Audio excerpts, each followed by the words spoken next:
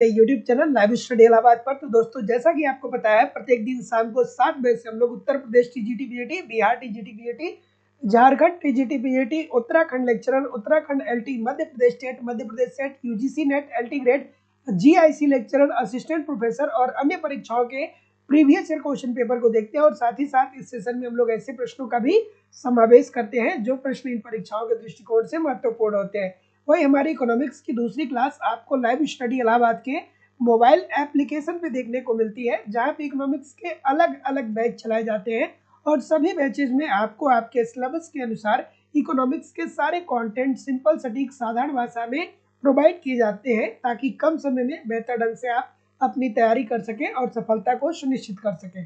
तो live study Allahabad के mobile application पे इकोनॉमिक्स के अलग अलग बैच है और सभी बैचेज में आपको आपके सिलेबस के अनुसार इकोनॉमिक्स के कंप्लीट कॉन्सेप्ट पढ़ाए जाते हैं। इसकी लाइव क्लास होती है। इन केस आप लाइव क्लास में नहीं जुड़ते हैं तो बाद में आपको रिकॉर्डेड क्लास भी मिल जाता है, तो आप अपने समय के अनुसार कभी भी क्लास को ज्वाइन कर सकते हैं। कॉन्सेप्ट पढ़ना बहुत जरूरी है। जब तक आपकी कॉन्सेप्ट अर्थात थियरी कंप्लीट नहीं होती है, तब तक सभी प्रकार के प्रश्नों को सॉल्व करने में बहुत सारी कठिनाइयों का आपको सामना करना पड़ता है। साथ ही साथ यहाँ पे कंप्लीट आपको इकोनॉमिक्स का नोट्स भी दिया जा रहा है, जो मेरे खुद के द्वारा बनाया हुआ नोट्स मैं आप लोगों को प्रोवाइड करा रहा हूँ, ताकि आप एक तरफ कॉन्सेप्ट को पढ़ सकें और दूसरे तरफ नोट्स के माध्यम से रिवीजन कर सकें। आपको टेस्ट सीरीज दिया जा रहा है, आप टेस्ट दीजिए, देखिए कि गलती कहाँ पे हो रही है, गलती क्यों हो रही है, आपकी तैयारी कैसी चल रही है, और जो भी गलतियां हो रही है उसमें आप सुधार करिए, फिर अगला टेस्ट दीजिए, जिससे आपकी एक्यूरेसी बेहतर हो पाए। आपको यहाँ पे प्रीवियस ईयर के क्वेश्चन पेपर भी दिए जा रहे हैं, डायरेक्टली इनडायरेक्टली बहुत सारे प्रश्न प्रीवियस ईयर से पूछे जाते हैं और करंट की भी क्लासेस आपको यहाँ पे करवाई जाती है। मतलब सब कुछ मेरे द्वारा एक स्ट्रेटेजी के तहत आपको लाइव स्टडी इलाहाबाद के मोबाइल एप्लीकेशन पे प्रोवाइड किया जा रहा है। बस इसे आप ठीक तरीके से एप्लीकेशन पे फॉलो करिए, यूट्यूब पे प्रैक्टिस करते रहिए। मैं जिम्मेदारी और विश्वास से कह सकता हूँ कि कहीं भी इधर उधर से बहुत कुछ आपको कलेक्ट करने की जरूरत नहीं होगी। बहुत ही कम समय में बेहतर ढंग से आप इकोनॉमिक्स को सीख सकते हैं, समझ सकते हैं और सफलता सुनिश्चित कर सकते हैं। क्योंकि यार, इतने सारे माध्यम से हम लोग इकोनॉमिक्स पढ़ेंगे तो कहाँ से प्रश्न बनेंगे, सब कुछ आपको यहीं से कवर हो जाएगा। अगर जो दोस्तों हम लोग बात करें वैलिडिटी की, तो वैलिडिटी जो है कोर्स की वो लाइफ टाइम है। इट मीन्स अगर जो आप एक बार एडमिशन लेते हैं तो वर्तमान परीक्षा में तो आप पढ़ेंगे ही पढ़ेंगे, साथ ही साथ इन फ्यूचर में जब भी कोई नई वैकेंसी आती है और उसके लिए जब भी कोई नया बैच प्रारंभ होगा, आपको ऑटोमेटिक बैच में ऐड कर दिया जाएगा। आपको अलग से फीस सबमिट करने की जरूरत नहीं पड़ने वाली है। ठीक है, एक सेकेंड। ठीक है, तो चलिए एक सेकेंड रुक जाइएगा। हाँ ठीक है,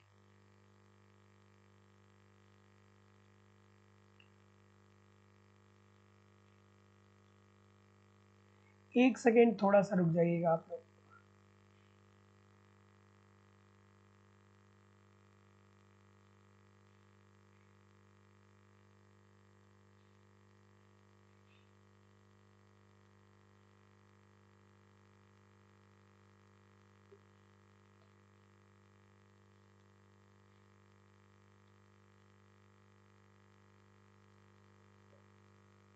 एक सेकेंड रुक जाइएगा।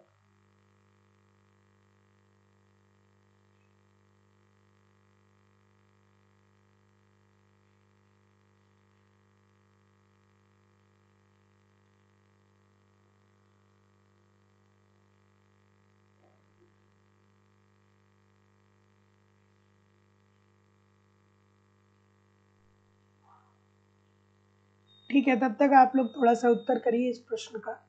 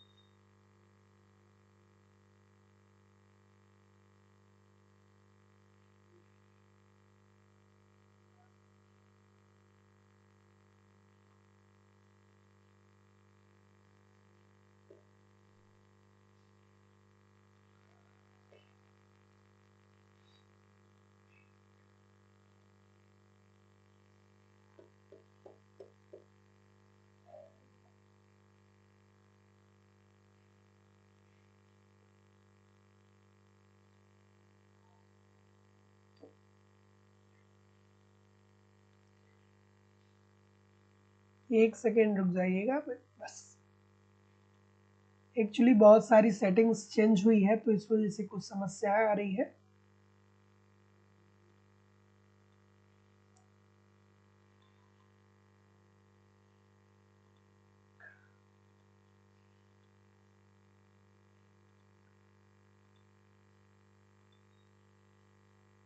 ठीक, तो चलिए अब हम लोग मूव करेंगे अपने सेशन की तरफ, और आज के सेशन का पहला प्रश्न आप लोगों के सामने ये रहा।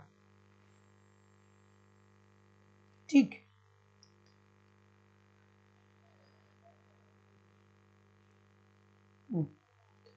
तो पहला प्रश्न आप लोगों के सामने ये रहा कि पूरक वस्तुओं के लिए मांग की तिर्यक लोच क्या होती है। पूरक वस्तुओं के संदर्भ में मांग की तिर्यक लोच क्या होती है, बेसिकली आपसे पूछा जा रहा है। तो जितने लोग भी क्या बोल रहे हैं यहाँ पे, ए बोल रहे हैं, कुछ लोग बी बोल रहे हैं। अब देखिए पूरक वस्तु क्या होता है। पूरक वस्तु को दोस्तों अगर जो आपसे ये पूछा जाए कि पूरक वस्तुएं क्या होती है, तो पूरक वस्तुओं को हम लोग संयुक्त वस्तुएं भी बोलते हैं। ठीक है, संयुक्त वस्तु भी बोला जाता है। और पूरक वस्तु अर्थात संयुक्त वस्तु ऐसी दो वस्तुएं होती हैं जो एक दूसरे के बिना अस्तित्वहीन होती है।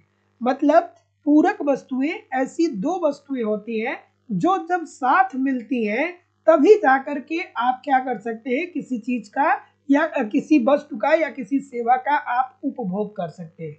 जैसे कि अगर जो हम आपसे कहें कार और पेट्रोल, ठीक है, कार और पेट्रोल, तो कार और पेट्रोल क्या हो गया, कार और पेट्रोल पूरक वस्तुएं हो गई। क्योंकि यदि केवल आपके पास कार है या केवल आपके पास पेट्रोल है तो आप यात्रा नहीं कर पाएंगे। अगर जो आपके पास केवल कार है, पेट्रोल नहीं है, तो भैया कार में पेट्रोल ही नहीं रहेगा तो यात्रा कैसे करेंगे। और अगर जो आपके पास पेट्रोल है और कार नहीं है तो भी आप यात्रा नहीं कर पाएंगे। तो ऐसी स्थिति में मान लीजिए कि कार की कीमतों में वृद्धि हो जाती है, कार की जो प्राइस है वो बढ़ जाती है। तो आप अब मांग का नियम पढ़े हैं कि जब कीमतों में वृद्धि होती है तो लोग वस्तुओं की मांग को कम कर देते हैं। जाहिर सी बात है कि जब कार बहुत ज्यादा महंगी मिलने लगेगी तो कार की मांग को लोग कम कर देंगे, और जब कार की मांग लोग कम कर देंगे तो ऐसी स्थिति में जब लोगों के पास कार रहेगा ही नहीं तो फिर वो पेट्रोल की मांग क्यों करेंगे, तो फिर पेट्रोल की भी मांग में कमी आ जाएगी। तो पूरक वस्तुएं या संयुक्त वस्तुएं ऐसी दो वस्तुएं होती हैं जो संयुक्त रूप से मिलकर के कार्य करती हैं। अर्थात उदाहरण के तौर पे कार और पेट्रोल। अगर जो मान लीजिए कि कार की कीमतों में वृद्धि हो रही है तो जब कार की कीमत बढ़ेगी तो जाहिर सी बात है कि कार की मांग में क्या आ जाएगी, कमी आ जाएगी। और जब कार की मांग में कमी आ जाएगी तो लोग के पास जब कार होगा ही नहीं तो लोग पेट्रोल की क्यों मांग करेंगे, पेट्रोल की भी मांग में कमी आ जाएगी। तो ऐसी स्थिति में पूरक वस्तुओं के संदर्भ में मांग की जो तिर्यक लोच होती है वो क्या होती है, ऋणात्मक होती है। क्यों ऋणात्मक होती है, क्योंकि अगर जो एक वस्तु की कीमत में वृद्धि होगी तो दूसरे वस्तु की मांग में क्या आ जाएगी, कमी आ जाएगी। सो जितने लोग भी ए बोल रहे हैं सभी लोग का उत्तर बिल्कुल ठीक हो जाएगा। अगला प्रश्न, एक सेकेंड,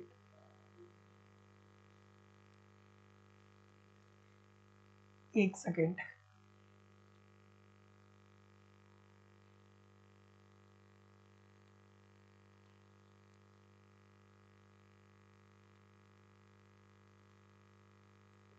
ठीक है, चलिए अगला प्रश्न कि उपभोक्ता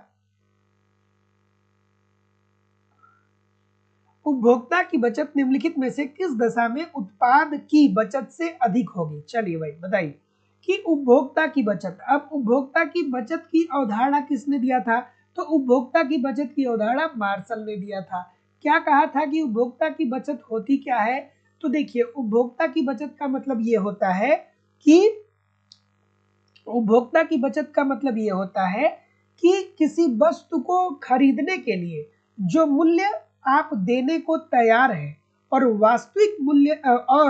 वास्तविक रूप से उस वस्तु को खरीदते वक्त जो मूल्य आप दे रहे हैं उसी के बीच के अंतर को ही उपभोक्ता का बचत कहा जाता है। और ये बात किसने दी थी, मार्शल ने कही थी। जैसे कि मान लीजिए कि आपको एक फ्रिज खरीदना है और आप अपने घर से ये सोच के गए कि हम 40,000 रुपए लेकर के जा रहे हैं और एक LG का फ्रिज खरीद करके लेके आएंगे। लेकिन जब आप एलजी के शोरूम पे जाते हैं तो वहां पे पता चलता है कि ऑफर चल रहा है और एलजी का जो वो है, एलजी का जो फ्रिज है वो केवल और केवल 35,000 रुपए में ही मिल जा रहा है। तो आप देने को तो तैयार थे कितना, 40,000 रुपया, लेकिन वास्तविक रूप में कितना दिए, 35,000 रुपये दिए। तो इसका मतलब कि आपकी बचत कितने रुपए की हो गई, 5,000 रुपए की आपकी बचत हो गई। ठीक है, तो अब यहाँ पे प्रश्न पे आते हैं हम कि उपभोक्ता की बचत निम्नलिखित में से किस दशा में उत्पाद की बचत से अधिक होगी। अब थोड़ा ध्यान से समझिएगा। तो देखिए, उपभोक्ता की बचत निम्नलिखित में से किस दशा में उत्पाद की बचत से अधिक होगी। मतलब एक उत्पादक कब कम बचत हासिल करेगा और उपभोक्ता कब ज्यादा बचत हासिल करेगा। तो इसके लिए आपको दोस्तों ये देखना होगा कि मांग की लोच इकाई से कम हो तथा पूर्ति की लोच इकाई से अधिक हो। मांग की लोच इकाई से कम हो, इसका क्या मतलब है कि भैया एक जो उपभोक्ता है ना, वो क्या है, वो इस बात को समझता है कि अगर जो हमें कहीं से ज्यादा, अगर हमें किसी वस्तु के लिए ज्यादा कीमत देना पड़ रहा है तो इस वस्तु को अर्थात इस विक्रेता को हम छोड़ करके किसी दूसरे विक्रेता के पास चले जाएंगे और उससे हम अपनी वस्तु को खरीद लेंगे। और पूर्ति की लोच इकाई से अधिक हो, इसका मतलब क्या होता है कि जो विक्रेता है अर्थात जो उत्पादक है वो इतनी ज्यादा वस्तुओं को उत्पादित कर दिया है कि अब उसकी मजबूरी है कि मार्केट में इन वस्तुओं को वो बेचेगा ही बेचेगा। सो जितने लोग भी ऑप्शन नंबर बी बोल रहे हैं सभी लोग का उत्तर यहाँ पे बिल्कुल ठीक हो जाएगा। Option number B according to the question this is the right answer हो जाएगा। अगला प्रश्न कि निम्नलिखित कथनों में से कौन सा कथन सही नहीं है। निम्नलिखित कथनों में से कौन सा कथन सही नहीं है। हाँ, क्या उत्तर आ रहा है, निम्नलिखित कथनों में से कौन सा कथन सही नहीं है। तो देखिए, अब यहां से आपको आइडिया लगना चाहिए, यहां से आपको एक आइडिया लगना चाहिए कि देखिए सर, उपभोक्ता के अतिरेक, ठीक है, उपभोक्ता का अतिरेक, ये सब में उपभोक्ता के अतिरेक की ही बात किया है, तो ये उपभोक्ता के अतिरेक से संबंधित होगा। तो उपभोक्ता का अतिरेक या उपभोक्ता की बचत की अवधारणा किसने दिया था। ठीक है, उपभोक्ता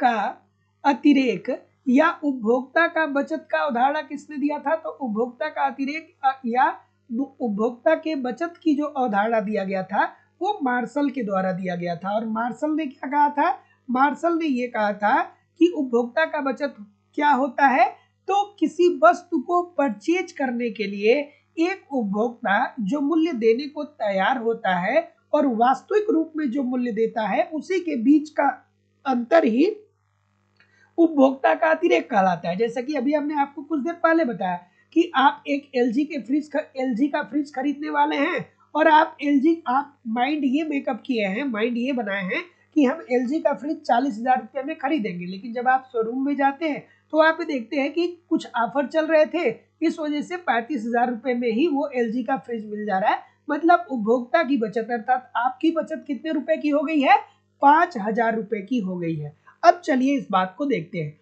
तो अब देखिए, अब इस बात को ध्यान से देखिए, ऑप्शन नंबर क्या बोल रहे, हाँ क्या बोल रहे, सी बोल रहे। तो जितने लोग भी देखिए कि किसी अर्थव्यवस्था में उपभोक्ता अतिरेक वस्तुओं की कीमत से स्वतंत्र होता है। नहीं भैया, ये बात सही नहीं है, क्योंकि ये क्या पूछ रहा है, ये कह रहा है कि क्या सही नहीं है। तो देखिए, किसी अर्थव्यवस्था में उपभोक्ता अतिरेक वस्तुओं की कीमत से स्वतंत्र नहीं होता। आप कैसे नहीं स्वतंत्र होता है, जैसे कि मैंने आपको बताया कि अगर जो 35,000 रुपये 40,000 रुपये आप देने को तैयार है और अगर जो 35,000 रुपये में आपको मिल जाता है तो आपकी 5,000 रुपये की बचत हो गई। अब मान लीजिए कि आप 40,000 रुपये देने को तैयार हैं और आपको ये वस्तु अगर जो 30,000 रुपये में मिल गई, तब आपकी बचत कितने की हो जाएगी, 10,000 रुपये की हो जाएगी। अर्थात जितना कम कीमत आप देंगे वस्तु को परचेज करने में, उतनी ही आपकी बचत ज्यादा होगी। ठीक है, और यहाँ पे जो प्रश्न पूछ रहा है वो ये पूछ रहा है कि निम्नलिखित में से कौन सा कथन सही नहीं है। तो किसी अर्थव्यवस्था में उपभोक्ता अतिरेक वस्तुओं की कीमत से स्वतंत्र नहीं होता है। भाई ऐसी बात बिल्कुल नहीं होती है, क्योंकि वस्तु जितनी ज्यादा सस्ती मिलेगी उतना ही ज्यादा आप बचत कर पाएंगे। So option number C according to the question this is the right answer हो जाएगा। अगला, आर्थिक सिद्धांत में मांग की लोच की संकल्पना का सर्वप्रथम प्रयोग किसने किया था? चलिए, क्या उत्तर आ रहे भाई? ठीक, हाँ, तो जैसा कि मैं देख पा रहा हूं ऑप्शन नंबर कि आर्थिक सिद्धांत में मांग की लोच की संकल्पना का सर्वप्रथम प्रयोग किसने किया था? तो जितने लोग भी ऑप्शन नंबर क्या बोल रहे हैं, बी बोल रहे हैं, मार्शल की बात कर रहे हैं, और कोई मार्शल की बात कर रहे हैं, ठीक है, ठीक है। तो आर्थिक सिद्धांत में मांग की लोच की संकल्पना का सर्वप्रथम प्रयोग आर्थिक सिद्धांत में मांग की लोच की संकल्पना का प्रयोग सर्वप्रथम किसने किया था? तो जितने लोग भी यहाँ पे किसकी बात बोल रहे हैं, मार्शल की बात बोल रहे हैं, सभी लोग का उत्तर यहाँ पे बिल्कुल ठीक हो जाएगा। और इसी के अंतर्गत मार्शल साहब ने बताया था कि अगर जो किसी वस्तु की कीमत में परिवर्तन होगा तो उसके कीमत में हुए परिवर्तन के कारण मांग में क्या परिवर्तन होगा और कितना परिवर्तन होगा। सो इजी सी बात है, आपको समझना ही चाहिए कि अगर तो किसी वस्तु की कीमत में वृद्धि होती है तो उसकी मांग में क्या आ जाती है, कमी आ जाती है। ये बात भी सही है, और ये बात भी सही है कि अगर जो किसी वस्तु की कीमत में कमी होती है तो आप उसकी मांग को क्या कर लेते हैं, बढ़ा लेते हैं। दोनों बातें ठीक है। अगला प्रश्न, कि किसी वस्तु का बाजार मांग वक्र होता है सॉरी, किसी वस्तु का बाजार मांग क्या होता है? किसी वस्तु का बाजार मांग वक्र क्या होता है? ठीक है, ठीक, ठीक, पहले बताइए। ठीक है, कि किसी वस्तु का बाजार मांग वक्र होता है, ठीक है। तो ऑप्शन नंबर क्या बोल रहे हैं, सी बोल रहे हैं, और कोई सी के अलावा? तो देखिए, जितने लोग भी ऑप्शन नंबर सी बोल रहे हैं सभी लोग का उत्तर यहाँ पे बिल्कुल ठीक हो जाएगा। किसी वस्तु का बाजार मांग जो होता है वो व्यक्तिगत मांगों का क्षैतिज औसत होता है। और अगर जो हम लोग बात करें कि व्यक्तिगत मांग वक्र क्या कहलाता है, तो व्यक्तिगत मांग वक्र क्या होता है भाई, कोई बताएगा? तो किसी विशिष्ट समय अवधि में एक व्यक्ति किसी विशेष मूल्य पर, किसी विशिष्ट समय अवधि में एक व्यक्ति किसी विशेष मूल्य पर किसी वस्तु की जितनी मात्रा क्रय करने का इच्छुक है वही उस वस्तु का व्यक्तिगत मांग वक्र कहलाता है। तो व्यक्तिगत मांग वक्र कहलाता है। तो जितने लोग भी सी बोल रहे हैं सभी लोग का उत्तर यहाँ पे बिल्कुल ठीक हो जाएगा। अगला प्रश्न, कि किसी अर्थव्यवस्था में उपभोक्ता सम्राट कहा जाएगा। ये तो बच्चों वाला प्रश्न है कि उपभोक्ता सम्राट कहाँ पे होगा। तो देखिए दोस्तों, जो पूंजीवादी अर्थव्यवस्था होती है ना, पूंजीवादी अर्थव्यवस्था में चूंकि अनेक क्रेता होते हैं, अनेक विक्रेता होते हैं, अनेक क्रेता होते हैं, अनेक खरीदने वाले होते हैं, और अनेक विक्रेता होते हैं,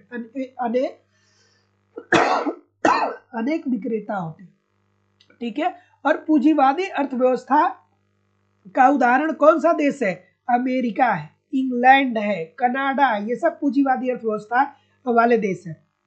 यहाँ पे किसी भी वस्तु के उत्पादन पे सरकार का कोई बहुत बड़ा रोल नहीं होता है। मांग व पूर्ति की शक्तियों के आधार पे कीमतों का निर्धारण उद्योग के द्वारा होता है, और इसी कीमत पर कोई एक फर्म जितनी चाहे प्रोडक्ट को मार्केट में बेच सकती है। तो जितने लोग भी ऑप्शन नंबर सी बोल रहे हैं सभी लोग का उत्तर यहाँ पे एब्सोल्युटली 100% ठीक हो जाएगा। तो जो पूंजीवादी अर्थव्यवस्था होती है ना, उसमें उपभोक्ता सम्राट होता है। क्यों सम्राट होता है? क्योंकि भाई बहुत सारे विक्रेता है, बहुत सारे विक्रेता है। ऐसा नहीं है कि कोई विक्रेता मनमाना कीमत वसूल करेगा। क्योंकि बहुत सारे विक्रेता होंगे तो फिर सब में कंपटीशन होगा, और जब सब में कंपटीशन होगा तो आपको पता ही है कि फिर वहाँ पे पूर्ण प्रतियोगिता वाली प्रॉपर्टीज आएगी, सबको पता चल जाएगा कि वस्तु की कीमत क्या है, कितने में हमें खरीदनी चाहिए, कितने में नहीं खरीदनी चाहिए। तो ऐसी स्थिति में एक जो उपभोक्ता होता है, अर्थात जो वस्तु को खरीदने वाला होता है, उपभोग करने वाला होता है, वो क्या होता है, वहाँ पे सम्राट होता है। तो किस अर्थव्यवस्था में उपभोक्ता सम्राट कहा जाता है? तो पूंजीवादी अर्थव्यवस्था में। अगला प्रश्न कि एक वस्तु विलासिता की श्रेणी में आती है जब उसकी मांग की लोच हो। देखिए, विलासिता की वस्तु क्या होती है?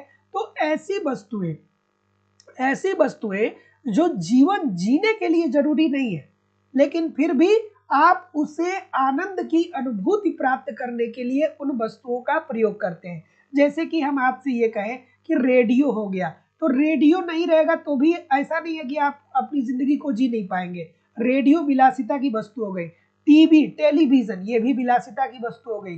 फ्रिज, फ्रिज जो है ये भी आपका क्या हो गया, विलासिता की वस्तु हो गई। कार हो गया, ये भी विलासिता की वस्तु हो गई।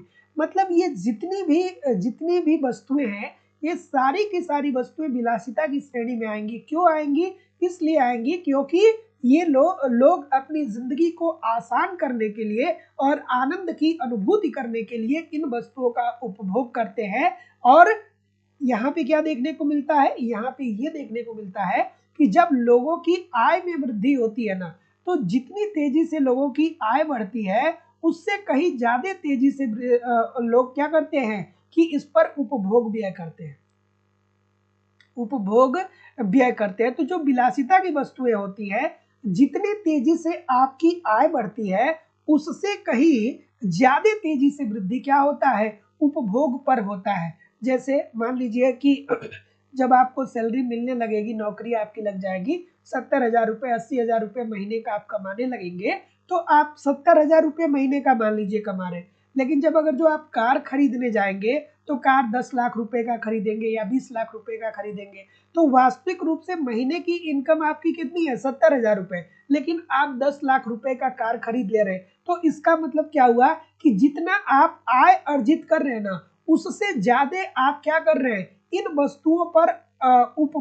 वस्तुओं पर व्यय कर रहे हैं। अर्थात विलासिता की वस्तुएं ऐसी वस्तुएं होती है जो जीवन जीने के लिए जरूरी नहीं है, लेकिन फिर भी जिंदगी को आसान बनाने और आनंद की अनुभूति करने के लिए लोग इन वस्तुओं का प्रयोग करते हैं। और इन वस्तुओं के संदर्भ में जितनी तेजी से लोगों की आय में वृद्धि होती है, उससे कहीं ज्यादा तेजी से वृद्धि लोग उससे कहीं तेजी से लोग इन वस्तुओं पर उपभोग व्यय को बढ़ाते हैं। तो ऐसी स्थिति में जितने लोग भी बोल रहे हैं कि ये इकाई से अधिक होती है, सभी लोग का उत्तर यहाँ पे बिल्कुल ठीक हो जाएगा। Option number B according to the question this is the right answer हो जाएगा। अगला, तटस्थता विश्लेषण में एक वस्तु की कीमत में कमी के परिणाम स्वरूप क्या देखने को मिलेगा?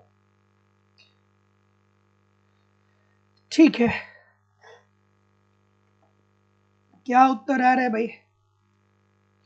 कि तटस्थता वक्र विश्लेषण में एक वस्तु की कीमत में कमी के परिणाम स्वरूप क्या देखने को मिलेगा। और एप्लीकेशन पे आज क्लास हुई है, ठीक है, जो 5 बजे वाली क्लास होती है वो एप्लीकेशन पे आज हुई है, थियरी वाली क्लास। तो जो लोग भी 5 बजे वाले बैच में जुड़े हैं, आप अपने बैच में 5 बजे जुड़ करके और क्लासेस को ज्वाइन कर सकते हैं, ठीक है। अब रोज एप्लीकेशन पे क्लास हो रही है।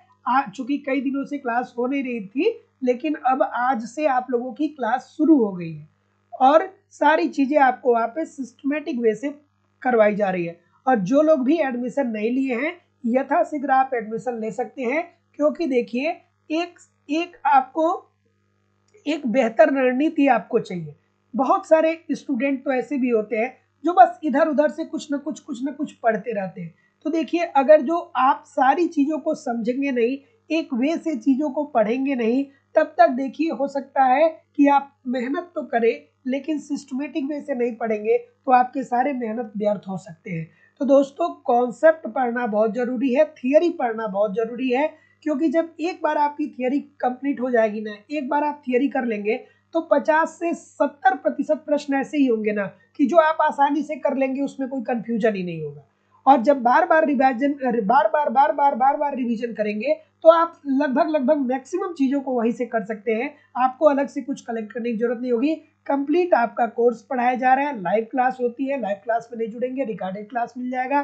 कंप्लीट आपको नोट्स दिया जा रहा है, नोट्स को पढ़िए, टेस्ट सीरीज दिया जा रहा है, प्रीवियस ईयर के क्वेश्चन पेपर और करेंट सारी चीजें आपको प्रोवाइड की जा रही है लाइफ टाइम की वैलिडिटी के साथ।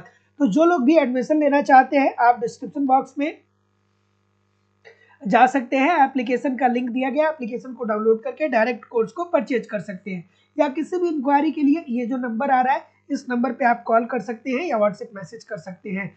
चलिए अगला प्रश्न, क्या उत्तर आ रहा है भाई? डी बोल रहे हैं। अच्छा, जो डी बोल रहा है वो बताए कि आय प्रभाव क्या होता है और प्रतिस्थापन प्रभाव क्या होता है। आय प्रभाव किसे कहते हैं और प्रतिस्थापन प्रभाव किसे कहते हैं? देखिए, जो लोग भी कोर्स परचेज करना चाहते हैं सिंपली आप जाइए, एप्लीकेशन को डाउनलोड कर लीजिए, वहां पे इकोनॉमिक्स कॉन्सेप्ट क्लासेस या संपूर्ण इकोनॉमिक्स थियरी का जो बैच आ रहा है उस पर आप क्लिक कर लीजिए, उस पर बाय नाउ का ऑप्शन आएगा, वहां से आप डायरेक्ट कोर्स को परचेज करके और उसका स्क्रीनशॉट इसी मेरा व्हाट्सएप नंबर है इस पे उसका स्क्रीनशॉट जरूर सेंड कर दीजिए ताकि आपको बैच में भी ऐड करवा दिया जाएगा। चलिए, क्या उत्तर आ रहा है सर? ठीक है, तो आय प्रभाव का मतलब क्या होता है और प्रतिस्थापन प्रभाव क्या होता है? ठीक है, ठीक है, तो आय प्रभाव का मतलब ये होता है कि जब आपकी आय में वृद्धि या कमी होती है, तो जब आपकी आय बढ़ती है तो जाहिर सी बात है कि आप अपने मांग को बढ़ाते हैं। ठीक है, ये बात भी सही है, जब आपकी आय में वृद्धि होती है तो आप अपने मांग को बढ़ाते हैं। और दूसरी बात ये भी ठीक हो जाएगी कि जब आपकी आय कम होती है तो आप अपने मांग को कम कर देते हैं। तो आय प्रभाव यही बताता है। अब दूसरी बात रही कि प्रतिस्थापन प्रभाव क्या होता है। ठीक है, प्रतिस्थापन प्रभाव क्या होता है? तो जैसे मान लीजिए कि दो वस्तुएं, ठीक है, दो वस्तुएं हैं और एक वस्तु की कीमत ज्यादा है और दूसरे वस्तु की कीमत कम है, तो जाहिर सी बात है कि जिस वस्तु की कीमत कम है उस वस्तु की मांग को आप क्या कर लेंगे? बढ़ा लेंगे, और जिस वस्तु की कीमत कम है उसकी मांग को बढ़ा लेंगे। और दूसरी तरफ क्या होगा कि जिस वस्तु की कीमत ज्यादा है उस वस्तु की कीमत को जिस वस्तु की कीमत ज्यादा है उस वस्तु की मांग को आप कम कर लेंगे। तो ये रहा आपका आय प्रभाव और प्रतिस्थापन प्रभाव। तो आय प्रभाव क्या होता है कि जब आपकी आय में वृद्धि होती है तो आप अपने मांग को बढ़ाते हैं, अर्थात आय में वृद्धि या कमी होने से आप अपने मांग में वृद्धि या कमी कर सकते हैं। और प्रतिस्थापन प्रभाव के अंतर्गत वस्तु की कीमत में कमी वृद्धि होने से आप अपने मांग को कम और या बढ़ा सकते हैं। तो जितने लोग भी ऑप्शन नंबर सी बोल रहे हैं ठीक बोल रहे हैं। अगला, कि यदि किसी वस्तु की मांग की कीमत लोच इकाई से अधिक हो तो वस्तु की कीमत में वृद्धि होने पे उस वस्तु पर किए जाने वाले कुल व्यय पर क्या असर पड़ेगा? चलिए, क्या उत्तर होगा भाई? ठीक है, और जो लोग भी एडमिशन लेना चाहते हैं यथाशीघ्र आप एडमिशन लीजिए। ठीक है, क्योंकि देखिए फीस बहुत ज्यादा नहीं, मैं आप लोगों को इतनी सारी चीजें प्रोवाइड करा रहा हूँ लाइफ टाइम की वैलिडिटी के साथ, बस आप इत्मीनान से पढ़ते रहिए। ठीक है, चूंकि बहुत सारे मतलब बहुत सारी चीजें आपको प्रोवाइड की जा रही है, इतना आपको 2,000 रुपये फीस बस आपसे लिया जा रहा है और आपको test series, course, notes, current सारी चीजें आपको दी जा रही है। टेस्ट सीरीज दिया जा रहा है, नोट्स दिया जा रहा है, प्रीवियस ईयर के क्वेश्चन पेपर दिए जा रहे हैं, करेंट करवाए जा रहे हैं, कंप्लीट थियरी पढ़ाई जाती है। कम से कम 200 क्लास में आप लोगों को पढ़ाता हूँ। बस आप ईमानदारी से एप्लीकेशन पे पढ़िए, यूट्यूब पे प्रैक्टिस करते रहिए, मैं गारंटी के साथ कर रहा हूँ कि सब कुछ आपका सही हो जाएगा, बशर्ते आप मेहनत करेंगे तो सब ठीक हो जाएगा। जितना मैं करवा रहा हूँ, जो भी कंटेंट में दे रहा हूँ उसे ठीक तरीके से फॉलो करते रहिए, यूट्यूब पे भी और एप्लीकेशन पे। आप मुझे कुछ दिन फॉलो करिए, आपको निश्चित तौर पे परिणाम दिखना प्रारंभ हो जाएगा। क्या उत्तर आ रहा है भाई? कि यदि किसी वस्तु की मांग की कीमत लोच इकाई से अधिक हो, ठीक है, तो वस्तु की कीमत में वृद्धि होने पे वस्तु की कीमत में वृद्धि होने पर वस्तु पे किए जाने वाले व्यय, हाँ, क्या हो जाएंगे? कुल व्यय में क्या आ जाएगी? कमी आ जाएगी। ये तो बच्चों वाला प्रश्न है, अभी तो इसी पे बात हो रही थी ना कि यदि किसी वस्तु की मांग की कीमत लोच इकाई से अधिक है, ठीक है, हाँ, इकाई से अधिक है, तो वस्तु की कीमत में वृद्धि होने पे उस वस्तु पे उस वस्तु पर किए जाने वाले कुल व्यय में क्या आ जाएगी, कमी आ जाएगी। अब देखिए, अगर जो ऐसे प्रश्नों में आप अगर जो कॉन्सेप्ट नहीं जानते हैं कि मांग की आय लोच क्या होती है, मांग की कीमत लोच क्या होती है, मांग की आड़ी लोच क्या होती है, ठीक है, तो बहुत समस्या क्रिएट होती है। लेकिन एक बार अगर जो आप समझ जाते हैं तो सारी समस्याएं आपकी दूर हो जाती है। चलिए अगला प्रश्न आपके सामने ये रहा कि 5 रुपए प्रति इकाई मूल्य पर उस वस्तु की 20 इकाइयां मांगी जाती हैं। यदि वस्तु का मूल्य घटकर 4 रुपए प्रति इकाई हो जाए, जिससे मांग बढ़ करके 25 इकाई हो जाए, तो मांग की लोच क्या होगा। अब देखिए, अब यहाँ पे मांग की, बहुत सारे बच्चों को पता ही नहीं होगा कि मांग की लोच का फार्मूला क्या होता है। बहुत सारे स्टूडेंट को नहीं पता होगा कि मांग की लोच का फार्मूला क्या होता है। तो नहीं पता है, क्यों नहीं पता है, क्योंकि सिस्टमेटिक में से चीजों को नहीं पढ़ना है। ये स्टार्टिंग में ही ये सारी चीजें पढ़ाई जाती है, ठीक है। चलिए, तो देखिए EQ EQ या EP से इंडिकेट करते हैं, जिसे हम लोग मांग की लोच को हम लोग EP से इंडिकेट करते हैं। EP इज इक्वल टू क्या होता है, ये माइनस होता है डेल्टा Q अपान डेल्टा P इंटू क्या होता है, P1 अपान क्या होता है, सॉरी P1 अपान Q1 होता है, P2 नहीं, P1 अपान Q1 होता है। तो अब देखिए कि अब आपको समझ में आएगा कि सर जी डेल्टा Q कैसे निकाले, डेल्टा P कैसे निकाले, P1 कैसे निकाले, Q2 कैसे निकाले। तो देखिए P1 का मान यहाँ पे दिया गया है, P1 प्रारंभिक, ठीक है। तो देखिए 5 रुपए प्रति इकाई मूल्य पे जो प्रारंभिक कीमत है वो कितनी है, 5 रुपए है। तो P1 का मान कितना दे दिया गया है, P1 का मान दे दिया गया है आपको 5, ठीक है। उसके बाद उस वस्तु की 20 इकाइयां मांगी जाती है। यदि उसका मूल्य घट करके 4 रुपए हो जाता है, अब उसका मूल्य घट के क्या रुपया हो जा रहा है, 4 रुपए हो रहा है, तो P2 कितना आ जाएगा, P2 जो हो जाएगा वो अब यहाँ पे 4 रुपए हो गया। अब आपको निकालना है यहाँ से डेल्टा P निकाल लेना है।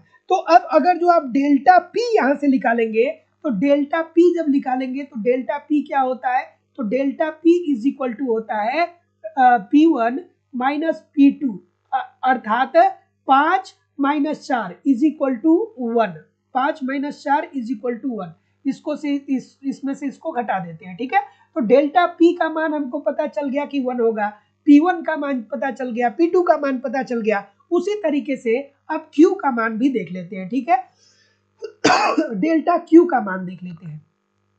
तो delta Q is equal to क्या होगा, तो अब यहाँ पे भी थोड़ा ध्यान से देखिएगा, चूंकि Q1 दिया है ना, यहाँ पे Q1 प्रारंभिक इकाइयां कितनी है, 20 है, ठीक है। और ये बढ़ करके कितना हो रहा है, 25 हो रहा है। तो ये अगर जो हम बात करें तो Q1 कितना है, तो Q1 का मान इसमें दिया गया है दोस्तों 20, Q2 का मान कितना दिया गया है, Q2 का मान इसमें दिया गया है 25। और अगर जो डेल्टा Q आप निकालने जाएंगे तो 20 और उसमें से 25 में से 20 माइनस करेंगे तो 5 आ जाएगा।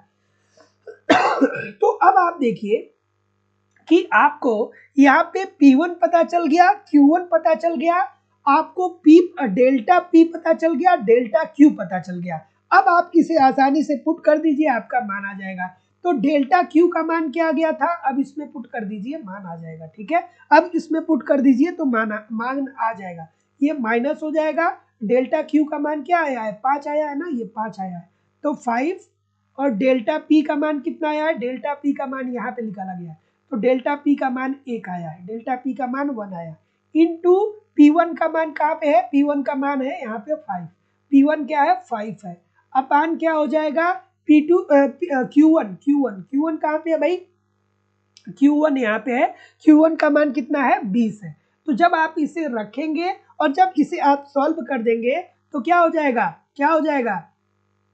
5 चौको 20, अर्थात ये क्या आ रहा है, 5/4 आ रहा है ना, 5/4 5/4 आ रहा है। और जब 5/4 को आप सॉल्व करेंगे तो 4 एकन्ने 4, यहाँ पे 4 एकन्ने 4 हो जाएगा, और ये 2 4 दूनी 8 और 4 पच्चे 20, 1.25 आ जाएगा, 1.25 आ जाएगा।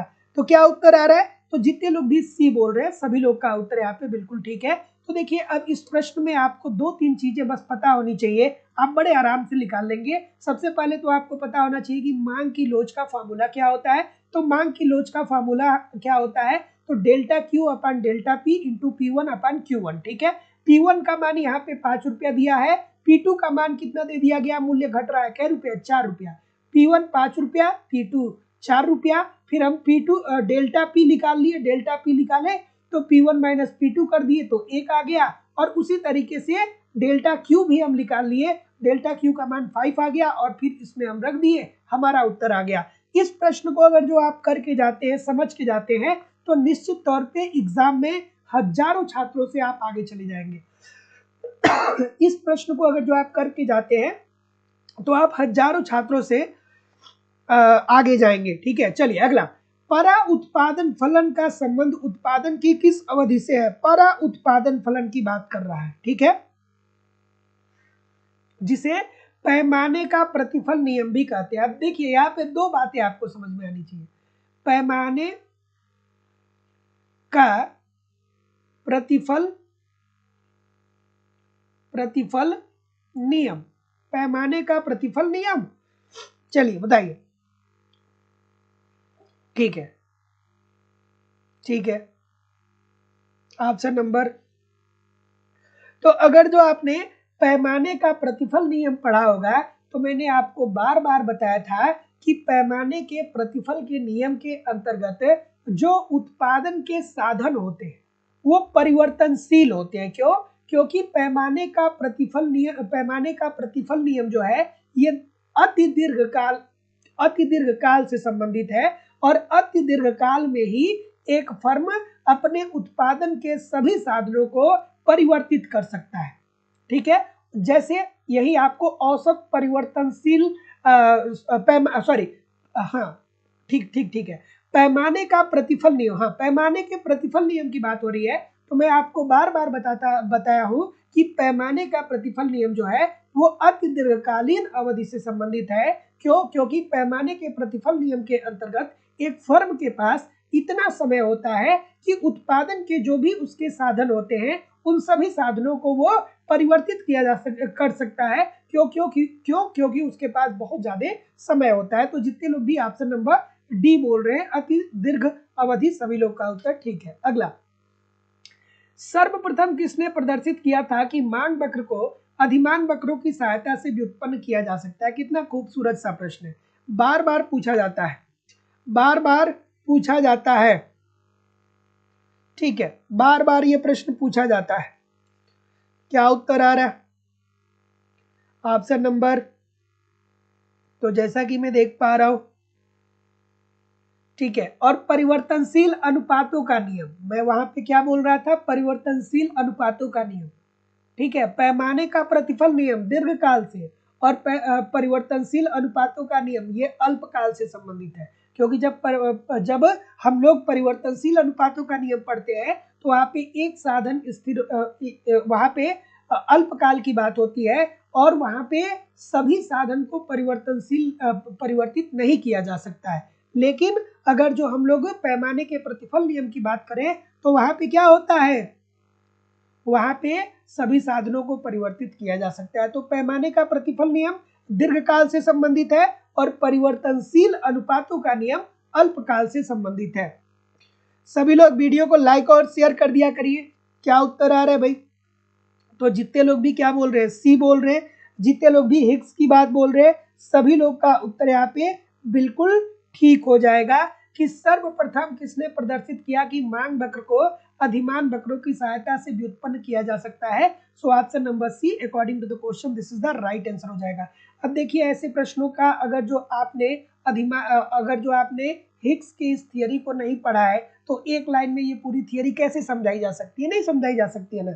इसीलिए मैं आप लोगों को बार बार कहता हूँ कि आप कॉन्सेप्ट सच जरूर पढ़ा करिए, क्योंकि बिना कॉन्सेप्ट पढ़े सारी चीजों को ठीक तरीके से करना ये बहुत मुश्किल वाला काम है। चलिए अगला प्रश्न आपके सामने ये रहा। अब देखिए जिसको कॉन्सेप्ट आता होगा उसके लिए तो ये बच्चों का प्रश्न है, बच्चों वाला प्रश्न है। वो कहेगा कि सर जी ये कोई प्रश्न होता है क्या? जिसको कॉन्सेप्ट आता है वो कहेगा ये बच्चों वाला प्रश्न है सर। ये कोई प्रश्न थोड़ी होता है। क्या उत्तर आ रहा है? ऑप्शन नंबर, ठीक है। तो ऋणात्मक सीमांत उपयोगिता की प्रारंभिक अवस्था में क्या होगा? अब देखिए ट्रिकी प्रश्न है, प्रारंभिक अवस्था की बात कर रहा है। तो जैसा कि मैं देख पा रहा हूं, क्या उत्तर आ रहा है? ठीक है, ठीक है।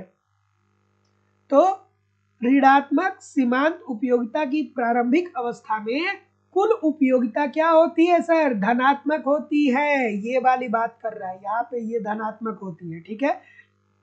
लेकिन मैक्सिमम संतुष्टि के बाद फिर क्या होने लगता है? यहाँ पे कमी आने लगती है। तो ये वाली बात ये कर रहा है। तो जितने लोग भी ऑप्शन नंबर डी बोल रहे हैं कि ऋणात्मक सीमांत उपयोगिता की प्रारंभिक अवस्था में कुल उपयोगिता क्या होती है? धनात्मक होती है। प्रारंभिक की जगह पे अगर जो हम अंतिम कर दे तो क्या उत्तर होगा? कमेंट करके बताइए। प्रारंभिक की जगह पे अगर जो मैं अंतिम बोल दूं तो क्या उत्तर होगा? सभी लोग कमेंट करके बताइएगा, ठीक है। अगला कि परिवर्तनशील अनुपातों का नियम। अभी हमने पैमाने के प्रतिफल नियम की बात की थी। तो पैमाने के प्रतिफल नियम के अंतर्गत उत्पादन के जो साधन होते हैं सभी साधनों को परिवर्तित किया जा सकता है, क्योंकि पैमाने का प्रतिफल नियम जो है वो दीर्घकाल से संबंधित है। और जो परिवर्तनशील अनुपातों का नियम है वो किससे संबंधित है? कमेंट करके बताइए क्या उत्तर आ रहा है। तो जितने लोग भी ऑप्शन नंबर क्या बोल रहे हैं, ठीक है, ठीक है, ठीक है। तो अभी बार बार मैं यही बात आप लोगों से बोल रहा था कि पैमाने का प्रतिफल नियम दीर्घकाल से संबंधित है और परिवर्तनशील अनुपातों का नियम अल्पकाल से संबंधित है। क्यों? क्योंकि यहाँ पे उत्पादन के सभी साधनों को परिवर्तित नहीं किया जा सकता है, क्योंकि अल्पकाल में फर्म के पास इतना समय नहीं होता है कि वो अपने उत्पादन के सभी साधनों को परिवर्तित कर सके। So option number A according to the question this is the right answer हो जाएगा। अगला, जनसंख्या संक्रमण सिद्धांत के अनुसार जनसंख्या की वृद्धि दर समस्या उत्पन्न नहीं करती है। देखिए कितना खूबसूरत सा प्रश्न है। अब आपको यहाँ पे जनांकिकी संक्रमण सिद्धांत पढ़ना पड़ेगा, जो किसने दिया था? थॉमसन ने दिया था। जनांकिकी संक्रमण सिद्धांत, ठीक है। जनांकिकी संक्रमण सिद्धांत किसने दिया था? थॉमसन ने दिया था। और उसमें उन्होंने कहा था कि कोई भी अर्थव्यवस्था है, ठीक है, तो वो 3 अवस्थाओं से होकर के गुजरेगी, ठीक है। पहली अवस्था में क्या होगा कि अर्थव्यवस्था पिछड़ी होगी, वहां पे बहुत ज्यादा लोग शिक्षित नहीं होंगे, निरक्षरता विद्यमान होगी, स्वास्थ्य सुविधाएं उतनी अच्छी नहीं होगी। मतलब अगर जो अर्थव्यवस्था पिछड़ी है तो इस स्थिति में यहाँ पे जन्म दर ज्यादा होता है और लोग ज्यादा बच्चा पैदा करते हैं। क्यों? क्यों लोग ज्यादा बच्चा पैदा करते हैं? क्योंकि लोगों का माइंडसेट ये होता है कि हमारे पास अगर जो 10 बच्चा होगा, मेरा 10 बच्चा होगा या मेरे 10 बेटे होंगे तो गांव का व्यक्ति या हमारे पड़ोसी हमें परेशान नहीं करेंगे।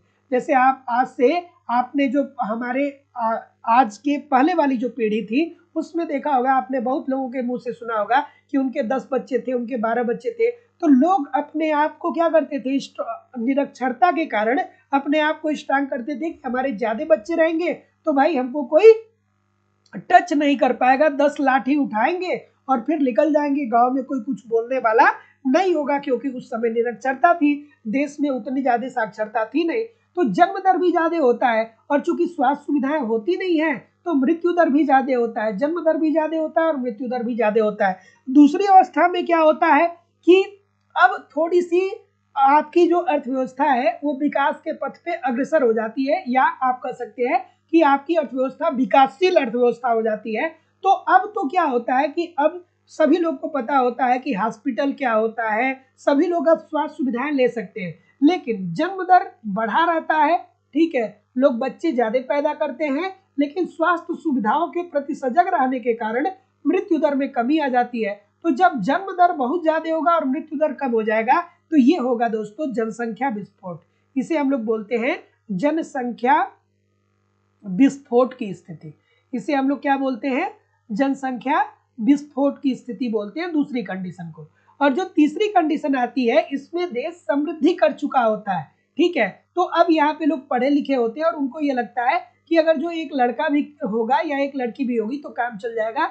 तो जन्म दर में भी कमी आ जाती है और मृत्यु दर में भी कमी आ जाएगी। ठीक है, तो ये होती है जनसंख्या की आदर्श स्थिति। ठीक है, ये होती है जनसंख्या की आदर्श स्थिति। आदर्श स्थिति तो पूछा जाता है कि जनसंख्या की आदर्श स्थिति क्या होती है, तो जनसंख्या की आदर्श स्थिति यही तीसरी वाली कंडीशन होती है। तो जितने लोग भी बी बोल रहे हैं कि प्रथम व तृतीय अवस्था में, सभी लोग का उत्तर ठीक हो जाएगा।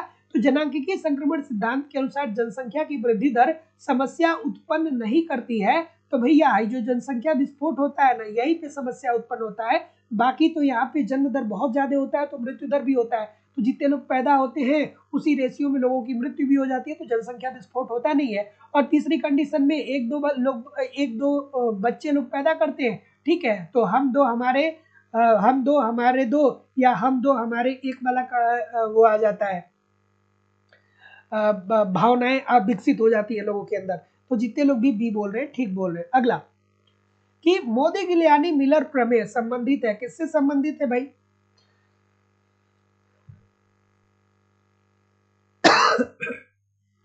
मोदी गिलियानी मिलर प्रमेय संबंधित है। बहुत बार अलग अलग परीक्षाओं में यह प्रश्न पूछा गया है, एक बार नहीं अनेक बार पूछा गया है। और मोदी गिलियानी मिलर प्रमेय अगर जो आपने पढ़ा होगा तो आपको पता होगा कि मोदी गिलियानी मिलर प्रमेय ये बताता है कि एक फर्म को ये पूर्ण रूप से आजादी है कि वो मुद्रा कहां से प्राप्त करे, मुद्रा कहां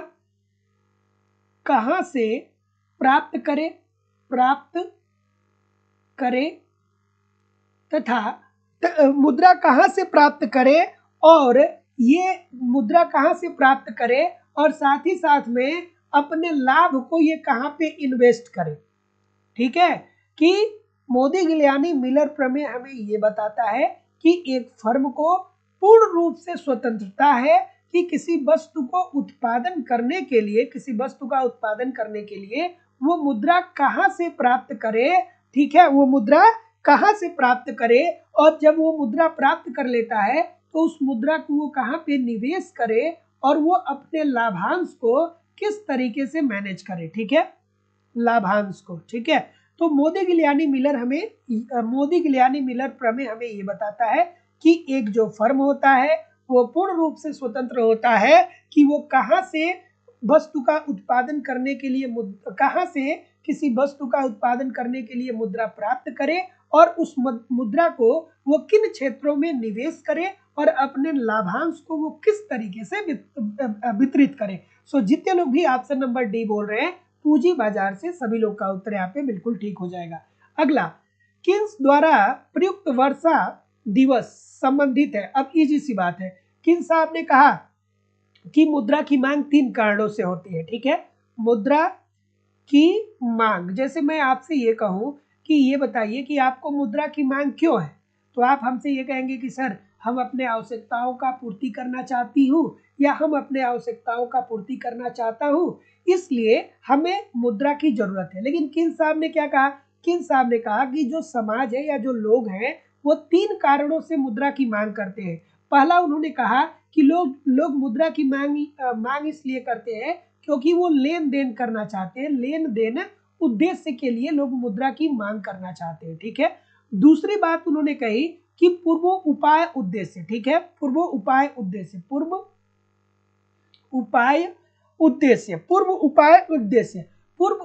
उद्देश्य जिसे उन्होंने वर्षा दिवस कहा। पूर्व उपाय उद्देश्य के लिए लोग मुद्रा की मांग करते हैं, इसी को इन्होंने वर्षा दिवस कहा।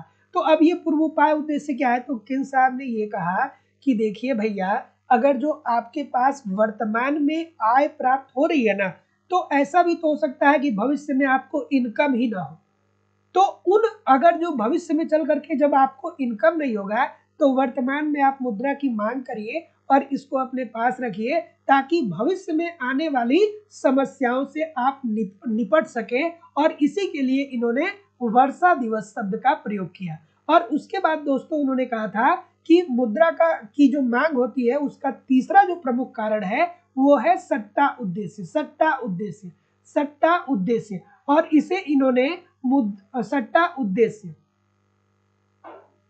उद्देश्य इसे इन्होंने मुद्रा के मांग का अनोखा क्रांतिकारी तत्व कहा, ठीक है, अनोखा क्रांतिकारी तत्व कहा। तो जितने लोग भी क्या बोल रहे हैं कि पूर्वोपाय उद्देश्य, ऑप्शन नंबर बी, सभी लोग का उत्तर यहाँ पे ठीक हो जाएगा, यही दूसरी वाली बात हो रही है, ठीक है। तो याद रखिएगा कि किन साहब ने कहा कि लोग मुद्रा की मांग 3 कारणों से करते हैं। पहला, लेन देन करने के लिए लोग मुद्रा की मांग करते हैं। दूसरा, पूर्वोपाय उद्देश्य के लिए। पूर्वोपाय उद्देश्य क्या है कि ठीक है वर्तमान में आप इनकम कर रहे हैं, लेकिन भविष्य में ऐसा भी हो सकता है कि कुछ परिस्थिति ऐसी बन जाए जब आपकी भविष्य में इनकम हो ही ना, तो ऐसी स्थिति में आप मुद्रा की मांग करिए, उसे अपने पास रखिए, ताकि भविष्य में जब समस्याएं आपके सामने हो तो आप इस मुद्रा का प्रयोग करके उन समस्याओं से निपट सके। और इसके लिए उन्होंने वर्षा दिवस शब्द का प्रयोग किया। और उसके बाद उन्होंने मुद्रा की मांग का जो तीसरा उद्देश्य बताया था वो सट्टा उद्देश्य बताया था। और सट्टा उद्देश्य को इन्होंने मुद्रा की मांग का अनोखा क्रांतिकारी तत्व कहा। तो ये सारी बातें आपको ध्यान में रखिएगा, ठीक है। अगला प्रश्न कि यदि उपभोग की सीमांत प्रवृत्ति अर्थात एमपीसी 0.6 है तो गुणक का मान क्या होगा। देखिए एक प्रश्न आपके पेपर में जरूर पूछा जाता है, गुणक से और त्वरक से। देखिए गुणक की अगर जो बात करें तो गुणक की अवधारणा सर्वप्रथम किसने दिया था पूछा जाता है। तो गुणक की अवधारणा सर्वप्रथम रोजगार गुणक के रूप में किसने दिया था, आरएफ कोहन के द्वारा दिया गया था। और वही गुणक की अवधारणा को विकसित किसने किया था, तो जो विकसित किया था वो कौन किया था, विकसित किया था निवेश गुणक के रूप में किसने, किन साहब ने। निवेश गुणक के रूप में किसने किया था, किन साहब ने विकसित किया था। अब आपको नहीं समझ में आ रहा होगा कि सर जी रोजगार गुणक के क्या होता है। तो रोजगार गुणक के अंतर्गत आरएफ कोहन के द्वारा कहा गया कि जब अर्थव्यवस्था में प्रारंभिक स्तर पर रोजगार का स्तर बढ़ता है तो इसके परिणाम स्वरूप भविष्य में चल करके रोजगार में कई गुना वृद्धि होती है। अर्थात प्रारंभिक दौर में जितना रोजगार बढ़ता है उससे कई गुना वृद्धि भविष्य में चल करके होती है। उसके बाद निवेश गुणक को बताया किन साहब ने, और निवेश गुणक को बताते हुए किन साहब ने ये कहा कि जब अर्थव्यवस्था में निवेश को बढ़ाया जाएगा तो जितना तेजी से निवेश बढ़ेगा उसका कई गुना तेजी से वृद्धि राष्ट्रीय आय में होगी। और गुणक का मान क्या होता है, k is equal to 1/1/MPS या k is equal to 1/1 minus MPC, ठीक है। तो अब यहाँ पे क्या दिया है, MPC का मान दिया है ना, तो अब निकाल लीजिए कि sir ji k is equal to 1/1 minus MPC कितना दिया है, 0.6 दिया है। जब इसे आप सॉल्व करेंगे तो जितने लोग भी डी बोलेंगे कि 5 उत्तर आएगा, सभी लोग का उत्तर यहाँ पे बिल्कुल ठीक हो जाएगा। अगला प्रश्न कि रिकार्डियन सिद्धांत के अनुसार निम्नलिखित में से कौन सा सही है। और दोस्तों लाइव स्टडी इलाहाबाद के मोबाइल एप्लीकेशन पे आप लोगों की इकोनॉमिक्स की दूसरी क्लास हो रही है, जहाँ पे इकोनॉमिक्स के सारे कंटेंट आपको सिंपल सटीक साधारण भाषा में दिए जा रहे हैं, ताकि कम समय में बेहतर ढंग से आप इकोनॉमिक्स की तैयारी कर पाए और सफलता को सुनिश्चित कर पाए।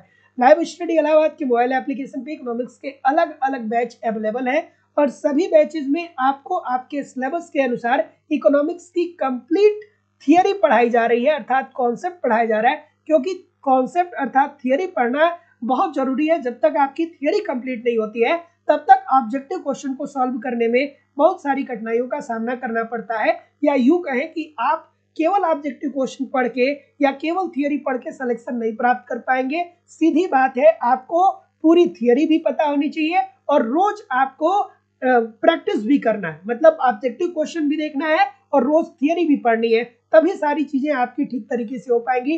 कंप्लीट आपको कोर्स पढ़ाया जाता है, इसकी लाइव क्लास हो रही है। लाइव क्लास में नहीं जुड़ते हैं तो बाद में आपको रिकॉर्डेड क्लास मिल जाता है, तो आप अपने क्लास अपने समय के अनुसार कभी भी क्लास को देख सकते हैं। कंप्लीट इकोनॉमिक्स का हैंडराइटिंग नोट्स में अपना खुद का हैंडराइटिंग नोट्स आप लोगों को प्रोवाइड करा रहा हूँ। एक बार अगर जो आपको नोट्स प्राप्त हो जाता है तो मैं विश्वास से कह सकता हूँ कि फिर दोबारा कभी इधर उधर से आपको इकोनॉमिक्स के नोट्स की जरूरत नहीं पड़ेगी। समय समय पे उसमें अपडेट भी होता रहेगा, लाइफ टाइम की वैलिडिटी आपको मिल रही है। आपको टेस्ट सीरीज दिया जा रहा है, टेस्ट दीजिए, इवेल्युएशन करिए, गलती कहाँ हो रही है, गलती क्यों हो रही है, उसमें सुधार करिए। फिर अगला टेस्ट दीजिए जिससे आपकी एक्यूरेसी बेहतर हो। उसके अतिरिक्त आपको वहाँ पे प्रीवियस ईयर के क्वेश्चन पेपर दिए जा रहे हैं, डायरेक्टली इनडायरेक्टली बहुत सारे क्वेश्चन प्रीवियस ईयर से पूछे आते हैं, और करंट की भी क्लासेस आपकी करवाई जा रही है। मतलब सब कुछ मेरे द्वारा कवर कराया जा रहा है। एडमिशन ओपन है, इकोनॉमिक्स के अलग अलग बैच हैं, Uttar Pradesh TGT PGT, Bihar TGT PGT, Jharkhand TGT PGT, Uttarakhand lecturer, Uttarakhand LT, Madhya Pradesh state, Madhya Pradesh state, मतलब सारे अलग अलग बैच हैं, और सभी बैचेज में आपको सिलेबस के अनुसार ही सारे कॉन्सेप्ट पढ़ाए जा रहे हैं। अगर जो आप एडमिशन लेना चाहते हैं तो डिस्क्रिप्शन बॉक्स में जाकर के एप्लीकेशन को डाउनलोड करके डायरेक्ट कोर्स को परचेज कर सकते हैं, या अगर जो आप डायरेक्ट कोर्स को नहीं परचेज कर पा रहे तो आप मुझे इस नंबर पे कॉल कर सकते हैं या व्हाट्सएप मैसेज कर सकते हैं, ठीक है। या किसी भी प्रकार की इंक्वायरी हो तो आप मुझे इस नंबर पे कॉल या व्हाट्सएप मैसेज जरूर करिए, ठीक है। और अगर जो आपको कोर्स परचेज करना है, अगर जो आप एप्लीकेशन से डायरेक्ट परचेज कर पा रहे हैं तो आप एप्लीकेशन को डाउनलोड करके वहां से डायरेक्ट परचेज कर सकते हैं। चलिए, क्या उत्तर आ रहा है भाई कि रिकार्डियन सिद्धांत के अनुसार निम्नलिखित में से कौन सा सही है। तो अगर जो हम लोग रिकार्डो साहब की बात करें तो कौन सी बात है, ठीक है भाई। अब फिर वही बात हो गई कि रिकार्डो साहब का जो लगान सिद्धांत है वो आपको याद आना चाहिए। रिकार्डो ने क्या कहा? रिकार्डो ने कहा कि भूमि की उर्वरा शक्ति अलग अलग होती है, जो भूमि जितना उर्वरक होती है वो उतना ज्यादा लगान देती है, जो भूमि कम उर्वरक होती है वो कम लगान देती है। ऐसी भूमि जो उर्वरक नहीं होती है, ऐसी भूमि जो उर्वरक नहीं होती है उसे हम लोग सीमांत भूमि बोलते हैं। ऐसी भूमि जो उर्वरक नहीं होती है उसे हम लोग सीमांत भूमि बोलते हैं, ठीक है। सीमांत भूमि, सीमांत भूमि, ऐसी भूमि जो उर्वरक नहीं है उसे सीमांत भूमि बोलते हैं। और ये क्या होता है? ये भूमि लगान नहीं देता है, ठीक है। और जो भूमि उर्वरक होती है वो लगान देती है। उर्वरक भूमि को हम क्या बोलते हैं? अधिसीमांत भूमि बोलते हैं, अधिसीमांत भूमि। और ये क्या करता है? ये लगान देता है, ठीक है। भूमि की पूर्तियां बेलोचदार होती है। ये सारी बातें आपको याद आनी चाहिए रिकार्डो साहब के संदर्भ में। तो लगान उत्पादन लगान के ऊपर क्या होता है? शुद्ध अतिरेक होता है। तो जितने लोग भी बी बोल रहे हैं सभी लोग का उत्तर यहाँ पे बिल्कुल ठीक हो जाएगा। अगला कि मिल्टन फ्रीडमैन की अस्थायी आय परिकल्पना के अनुसार निम्नलिखित में से कौन सा कथन सत्य है? अब फ्रीडमैन साहब की थियरी को तो पढ़ना पड़ेगा आपको। क्या उत्तर आ रहा है भाई? चलिए,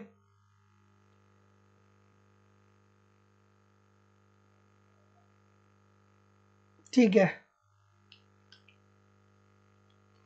कि मिल्टन फ्रीडमैन की अस्थायी आय परिकल्पना, क्या उत्तर आ रहा है सर?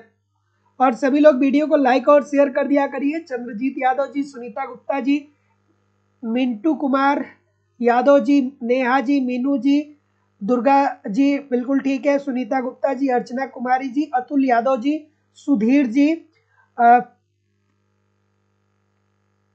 पारस दास जी, ठीक है, मीनू यादव जी, मोहम्मद साहिद नूरी जी, नौसाद अली जी, ललिता साकी जी, सदानंद मिश्रा जी, अंगराज मिश्रा जी, रत्नेश कुमार जी, आशुतोष शर्मा जी, ठीक है, सतीश कुमार गुप्ता जी, संध्या पांडे जी, संजय बहादुर लाल जी। बहुत तेजी से आप लोग का कमेंट आ रहा है। सभी लोगों से निवेदन है कि वीडियो को लाइक और शेयर तो जरूर कर दिया करिए, और जो लोग भी चैनल को सब्सक्राइब नहीं किया है चैनल को सब्सक्राइब करके बेल आइकन को जरूर क्लिक कर लीजिए।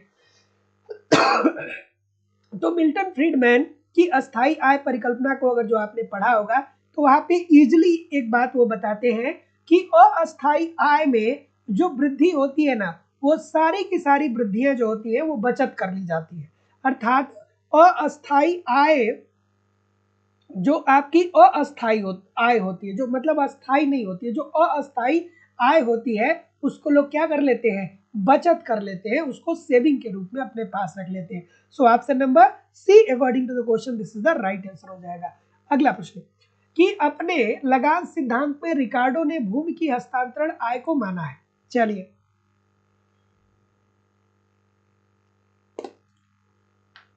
क्या उत्तर होगा भाई? जैसा कि मैं देख पा रहा हूं, क्या बोल रहे हैं सभी लोग? एक बार वीडियो को लाइक और शेयर कर दीजिए।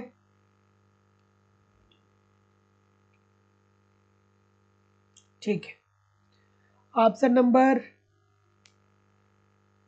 क्या हुआ? कोई दिक्कत है क्या? कोई दिक्कत है क्या आज के सेशन में? ठीक, ठीक, एक सेकेंड। क्या उत्तर आ रहा है? शून्य माना, इजी सी बात है, इजी सी बात है कि नहीं है?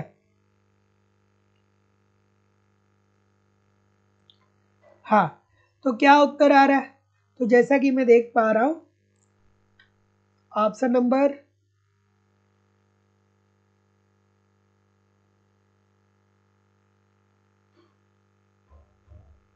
और देखिए, जो लोग केवल बात करने के पर्पज से आ रहे हैं, आप निवेदन है कि बात करने के पर्पज से ना आइए, ठीक है ना?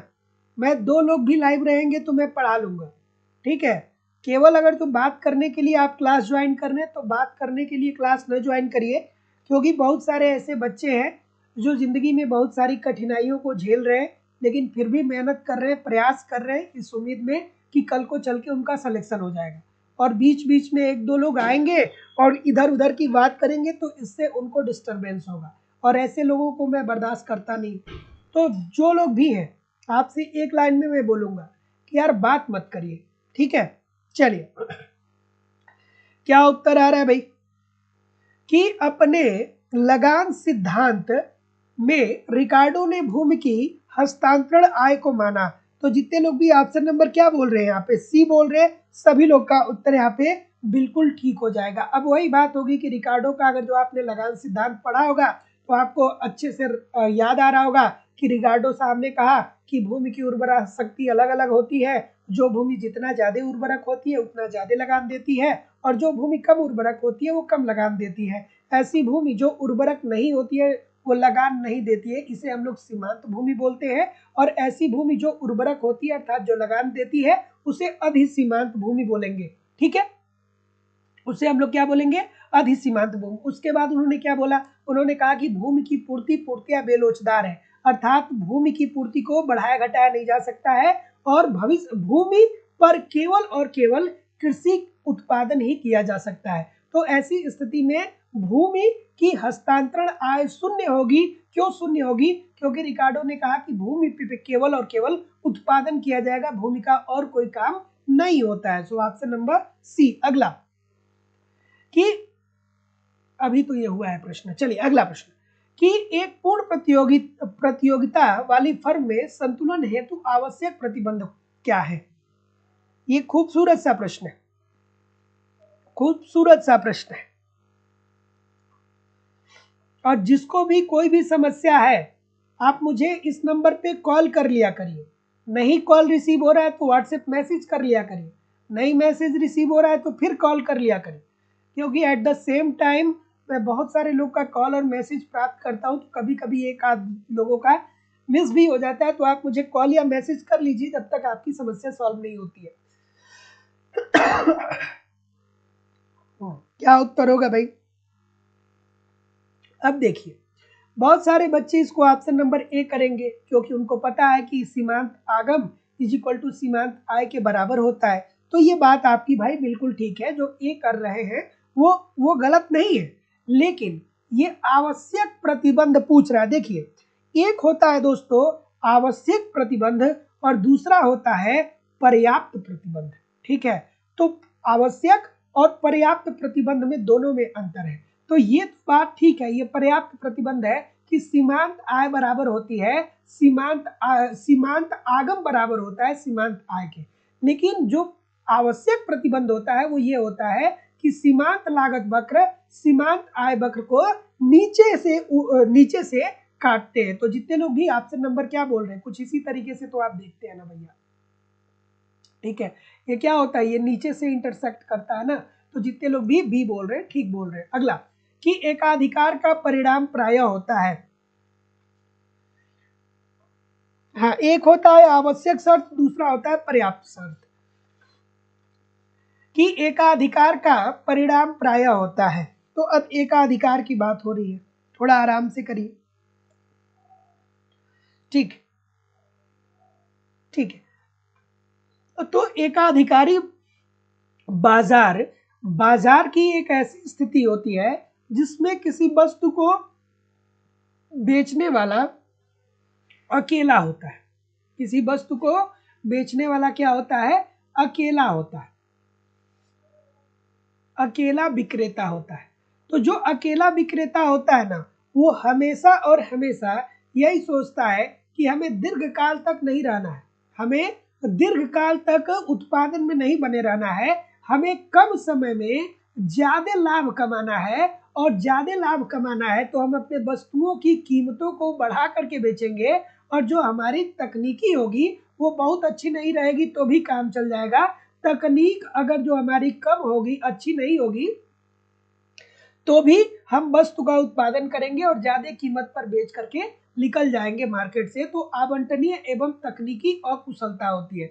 जैसे कभी आपने, जब आज से 20-25 साल पहले की बात करें, तो आप कभी टैक्सी में बैठे होंगे, तो जो टैक्सी वाला होता था ना, जैसे अगर जो आप गांव से बिलोंग करते होंगे तो आप मेरी बात को ज्यादा ठीक तरीके से समझेंगे। टैक्सी वाला जो होता है ना, वो क्या करता है, 4 लोग की सीट पे 6 लोग को बैठाता है, उसके बाद भी एक लोग को कहता है चलो इधर पैर करो, उधर पैर करो। और उसकी जो टैक्सी होती है, वो ये लगता है कि कहीं उसका एक टायर अभी पंचर हो जाएगा, कहीं कुछ हो जाएगा, कहीं कुछ हो जाएगा, हर तरीके से उसमें से आवाज आती है। तो वो क्या करता है, वो ये नहीं करता है कि भैया हमको खूब टैक्सी मेंटेनेंस करके रखना है, वो आपसे बहुत ज्यादा किराया भी लेता है, ठीक है, और तकनीकी अकुशलता भी होती है, मतलब उसकी टैक्सी बहुत अच्छी भी नहीं होती है, लेकिन फिर भी क्या करता है कि बहुत ज्यादा सवारियों को बैठाता है और बहुत ऊंची किराया आपसे वसूल करता है। क्यों? क्योंकि वो टैक्सी का मालिक है, वो एकाधिकारी है। सो जितने लोग भी डी बोल रहे हैं, सभी लोग का उत्तर यहाँ पे बिल्कुल ठीक हो जाएगा। अगला,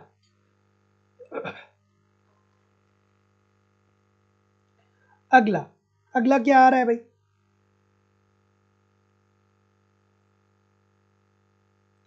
ठीक है, क्या उत्तर होगा भाई? ठीक है, कि देखिए कि निम्न में से कौन सा अर्थशास्त्री ब्याज के सिद्धांत से संबंधित नहीं है। तो ब्याज के सिद्धांत से कौन सा संबंधित नहीं है? तो देखिए दोस्तों, अगर जो आपने अलेक्जेंडर हैमिल्टन और फ्रेडरिक लिस्ट को पढ़ा होगा, अलेक्जेंडर हैमिल्टन और फ्रेडरिक लिस्ट को पढ़ा होगा, तो इन्होंने शिशु उद्योग तर्क दिया था, शिशु उद्योग तर्क, ठीक है, शिशु उद्योग तर्क इन्होंने दिया था। और शिशु उद्योग तर्क के अंतर्गत इन्होंने क्या कहा था?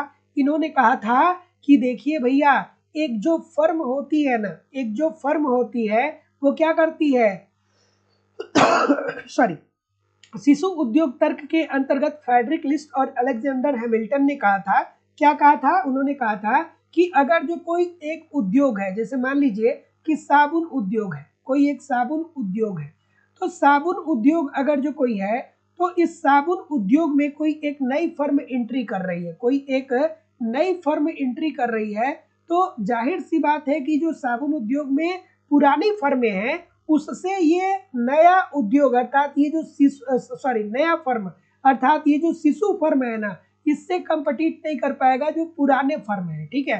तो ऐसी स्थिति में जो नया फर्म है उसको संरक्षण देना चाहिए, ताकि वो उद्योग में एंट्री कर सके और अन्य फर्मों से वो क्या कर सके, कंपटीशन कर सके। सो जितने लोग भी डी बोल रहे हैं, ठीक बोल रहे हैं। अगला, आभास लगान क्या होता है? क्या उत्तर होगा? ठीक है, क्या उत्तर होगा भाई, बताइए। ऑप्शन नंबर,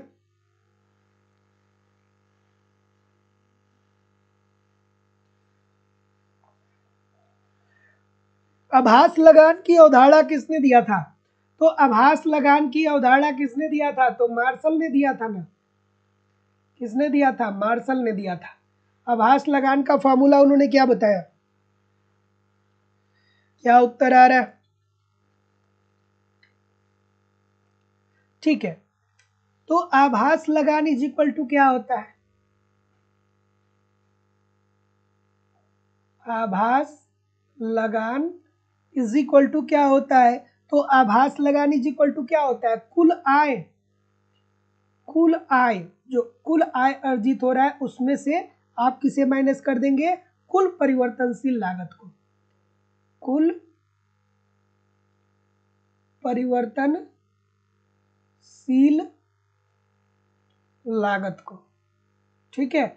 सो क्या उत्तर आ रहा है? तो जितने लोग भी सी बोल रहे हैं, सभी लोग का उत्तर ठीक हो जाएगा कि कुल परिवर्तनशील लागत पर कुल आय के आधिक्य को ही हम आभास लगान कहते हैं, और आभास लगान की अवधारणा किसने दिया था? मार्शल ने दिया था। अगला, सीमांत आय शून्य होती है यदि मांग की लोच इतना खूबसूरत सा प्रश्न है ना, मैक्सिमम लोग इस प्रश्न को गलत करते हैं। सीमांत आय शून्य होगी यदि मांग की लोच, ठीक है।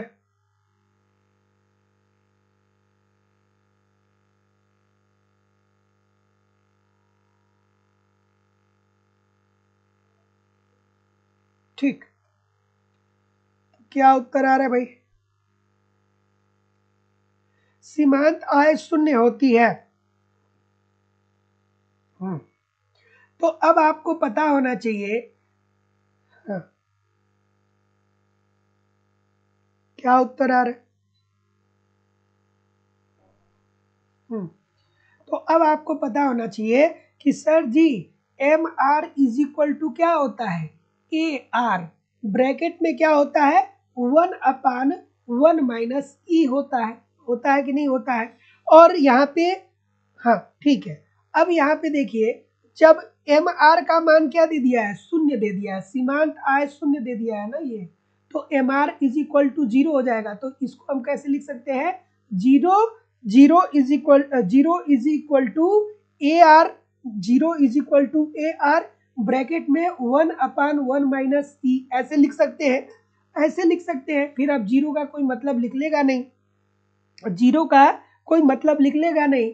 अब इसको पक्षांतर कर दीजिए, तो ये जीरो इंटू ए आर होगा, तो ये तो कैंसिल आउट हो जाएगा, ये तो जीरो, ये भी तो जीरो हो जाएगा जब इधर जाएगा। तो जब ये जीरो हो जाएगा तो फिर क्या आ जाएगा? 1 is equal to 1/e, 1 is equal to 1/e, और अब यहाँ पे ई का मान क्या आ जाएगा? 1 हो जाएगा, अर्थात ये इकाई के बराबर होता है। तो जितने लोग भी बोल रहे हैं सभी लोग का उत्तर यहाँ पे बिल्कुल ठीक हो जाएगा। अगला, कि ISLM वक्र का प्रतिच्छेदन बिंदु बताता है।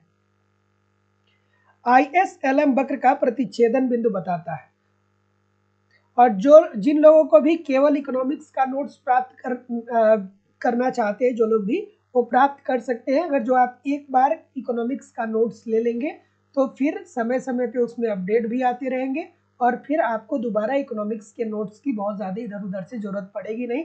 डिस्क्रिप्शन बॉक्स में आप जाइए, एप्लीकेशन को डाउनलोड कर लीजिए। एप्लीकेशन को डाउनलोड करके इकोनॉमिक्स नोट्स का जो वहाँ पे एक बैच है उसे आप ज्वाइन कर लीजिए। वहाँ पे आपको सारे नोट्स मिलेंगे, यूनिट वाइज नोट्स मिलेंगे, और मेरे द्वारा लिखा हुआ नोट्स आपको मिलेगा। ठीक है, क्या उत्तर आ रहा है? कि ISLM वक्र का प्रतिच्छेदन बिंदु बताता है। ठीक है, तो ISLM वक्र का प्रतिच्छेदन बिंदु बताता है। ठीक है, ये इजी सी बात है। अब वस्तु व मुद्रा दोनों बाजारों के संतुलन को बताता है, और ये कहाँ पे होता है? जहाँ पे ISLM वक्र एक दूसरे को इंटरसेक्ट करते हैं, काटते हैं। तो जितने लोग भी सी बोल रहे हैं सभी लोग का उत्तर ठीक है। अब इसके लिए आपको ISLM मॉडल तो पढ़ना पड़ेगा, नहीं पढ़ेंगे तो कैसे होगा? अगला, कि किसी कर का अंतिम आरामदायक स्थान है। किसी कर का अंतिम आरामदायक स्थान क्या होता है? ठीक, ठीक है, ठीक, ठीक। तो किसी कर का अंतिम आरामदायक स्थान क्या होता है? ठीक है, ऑप्शन नंबर, जितने लोग भी ए बोल रहे हैं बिल्कुल ठीक बोल रहे हैं, करापात। करापात का मतलब ये होता है कि जिसके ऊपर टैक्स लगाया जाएगा वही टैक्स को वहन करेगा। ठीक है, जैसे इनकम टैक्स हो गया। तो मान लीजिए कि आप सरकारी नौकरी कर रहे हैं, तो जब आप सरकारी नौकरी कर रहे हैं तो आपसे ही तो टैक्स लिया जाएगा कि दूसरे से लिया जाएगा? आप ही से ना टैक्स लिया जाएगा। और कराघात में क्या होता है कि कर आपके ऊपर लगाया जाता है, लेकिन आप कर का विवर्तन कर सकते हैं। ठीक है, कराघात का मतलब ये होता है कि जैसे मान लीजिए कि पार्ले जी कंपनी है, ठीक है, पार्ले जी की कंपनी है। तो जब पार्ले जी की कंपनी है तो ऐसी स्थिति में पार्ले जी 5 रुपए में मान लीजिए कि बिक रहा, पार्ले जी क्या हो रही है, पार्ले जी 5 रुपए में बिक रहा है। अब सरकार ने क्या किया कि पार्ले जी कंपनी पे टैक्स लगा दिया 1 रुपए का। तो अब पार्ले जी की जो कंपनी होगी ना, अब अब किसके ऊपर ये क्या हो रहा है, ये कराघात पड़ रहा है, ये कराघात है कि सरकार ने पार्ले जी पे 1 रुपए का टैक्स लगा दिया, लेकिन 5 रुपए का पार्ले जी बिक रहा है। लेकिन अब पार्ले जी क्या करेगा कि ठीक है, सरकार ने 1 रुपए का टैक्स लगाया ना, तो अब पार्ले जी कहेगा कि भैया हमारे प्रोडक्ट तो बहुत ज्यादा विश्वसनीय भी है, तो ऐसी स्थिति में हम 1 रुपया अब उपभोक्ता से लेंगे, अर्थात ये जो टैक्स सरकार ने हमारे ऊपर डाला है, विक्रेता के ऊपर डाला है, वो अब हम क्रेता से लेंगे। तो पार्ले जी अब अपनी बिस्किट की कीमत को बढ़ा करके 5 रुपए की जगह पे 6 रुपए कर देगा, 5 रुपए की जगह पे 6 रुपए कर देगा।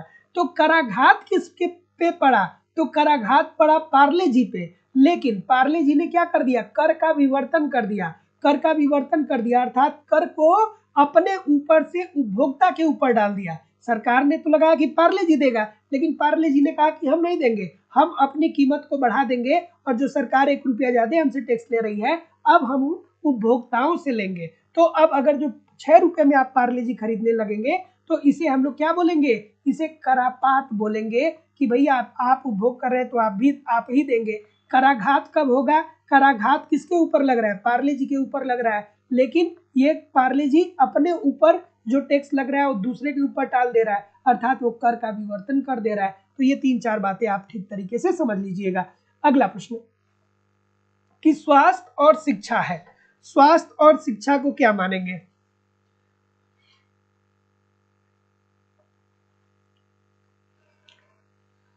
देखिए, अगर जो किसी वस्तु की कीमत नहीं बढ़ रही है और उसकी क्वांटिटी में कमी आ रही है, तो उसे सिंगफ्लेशन बोला जाता है। जैसे पार्ले जी ने ये काम किया, पहले जब 4 रुपए का पार्ले जी आता था तो उसमें 16 बिस्कुट हुआ करते थे, 16 बिस्किट उसमें होते थे। लेकिन अब पार्ले जी क्या हो रहा है कि अब उसमें 16 बिस्किट नहीं है, जो 4 रुपए या 5 रुपए का जो पैकेट आता है उसमें। चलिए, क्या उत्तर आ रहा है सर, कि स्वास्थ्य और शिक्षा है। देखिए, तो स्वास्थ्य और शिक्षा ये मेरिट वस्तुओं के अंतर्गत आता है, और मेरिट वस्तुएं ऐसी वस्तुएं होती हैं, मेरिट वस्तुएं उन वस्तुओं को कहा जाता है जिन्हें प्रोवाइड करने की जिम्मेदारी सरकार की होती है। ठीक है, कि सरकार की जिम्मेदारी है ना कि स्वास्थ्य सुविधाएं सरकार दे जनता को, सरकार की जिम्मेदारी है ना कि सरकार क्या करे, शिक्षा दे लोगों को। और निजी वस्तुएं क्या होती है कि जैसे मान लीजिए आपने टीवी खरीदा तो ये आपकी निजी वस्तु है, आपने कार खरीदा ये आपकी निजी वस्तु है। सार्वजनिक वस्तु क्या है, तो सार्वजनिक वस्तु का मतलब कि जो आपके मोहल्ले में सरकार ने स्ट्रीट लैंप लगवाया है वो सार्वजनिक वस्तु है। स्ट्रीट लैंप लगा है, जो लाइट लगता है, खंबे वाली लाइट जो लगती है वो सबके लिए लगती है ना, किसी एक लोग के लिए थोड़ी लगती है, वो तो समाज के सभी वर्गों के लिए लगती है, तो वो तो सार्वजनिक वस्तु हो गई। ठीक है, तो निजी वस्तुएं जिसके लिए खुद आप पेमेंट करते हैं, सार्वजनिक वस्तुएं ऐसी वस्तुएं जो सरकार उपलब्ध कराती है, और मेरिट वस्तुएं ऐसी वस्तुएं होती है जिसे उपलब्ध कराने की जिम्मेदारी सरकार की होती है, जिसे स्वास्थ्य और शिक्षा है। अगला, सदा के लिए एक बार लगाया गया पूंजी कर क्या कहलाता है, सदा के लिए एक बार लगाया गया कर। ठीक है, हाँ, पार्ले जी के कई सारे पार्ले जी ने भी अब क्या किया है, पार्ले जी ने भी अब कई सारे पैक लाए, अलग अलग पैक है उनके।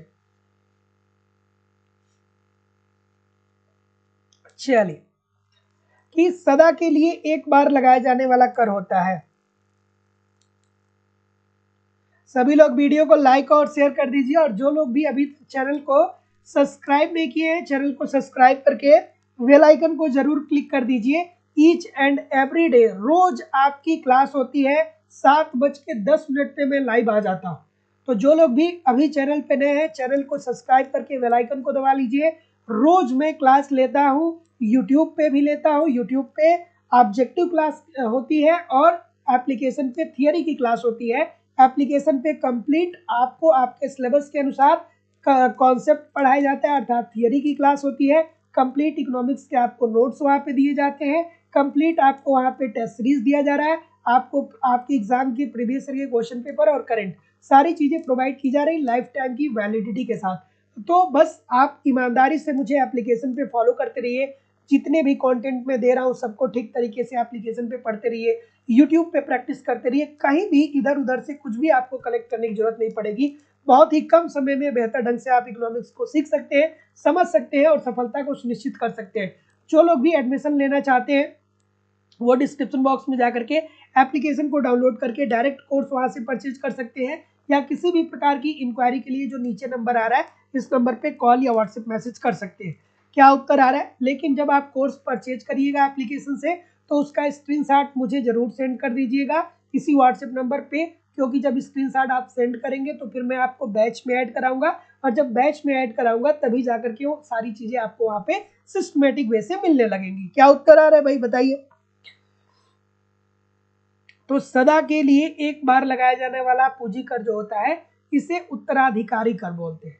उत्तराधिकारी एक ही बार तो बनेगा ना, अगर जो किसी पिता की मृत्यु होती है तो उसका जो बेटा होगा वही तो उत्तराधिकारी होगा, तो उसके ऊपर टैक्स लगेगा तो एक ही बार न लगेगा।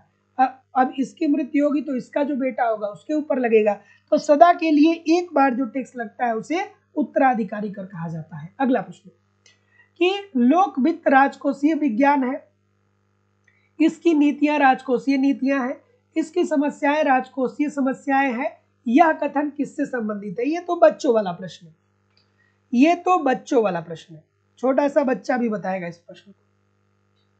अरे भाई यहीं पे तो दे दिया कि लोक वित्त राजकोषीय विज्ञान है, बस यही सॉल्व हो जाता है। अगर जो आप अच्छी गहराई से इकोनॉमिक्स को समझते हैं तो प्रश्न यही सॉल्व हो जाता है। तो लोक वित्त के अंतर्गत तो ही हम लोग सारी चीजों को पढ़ते हैं।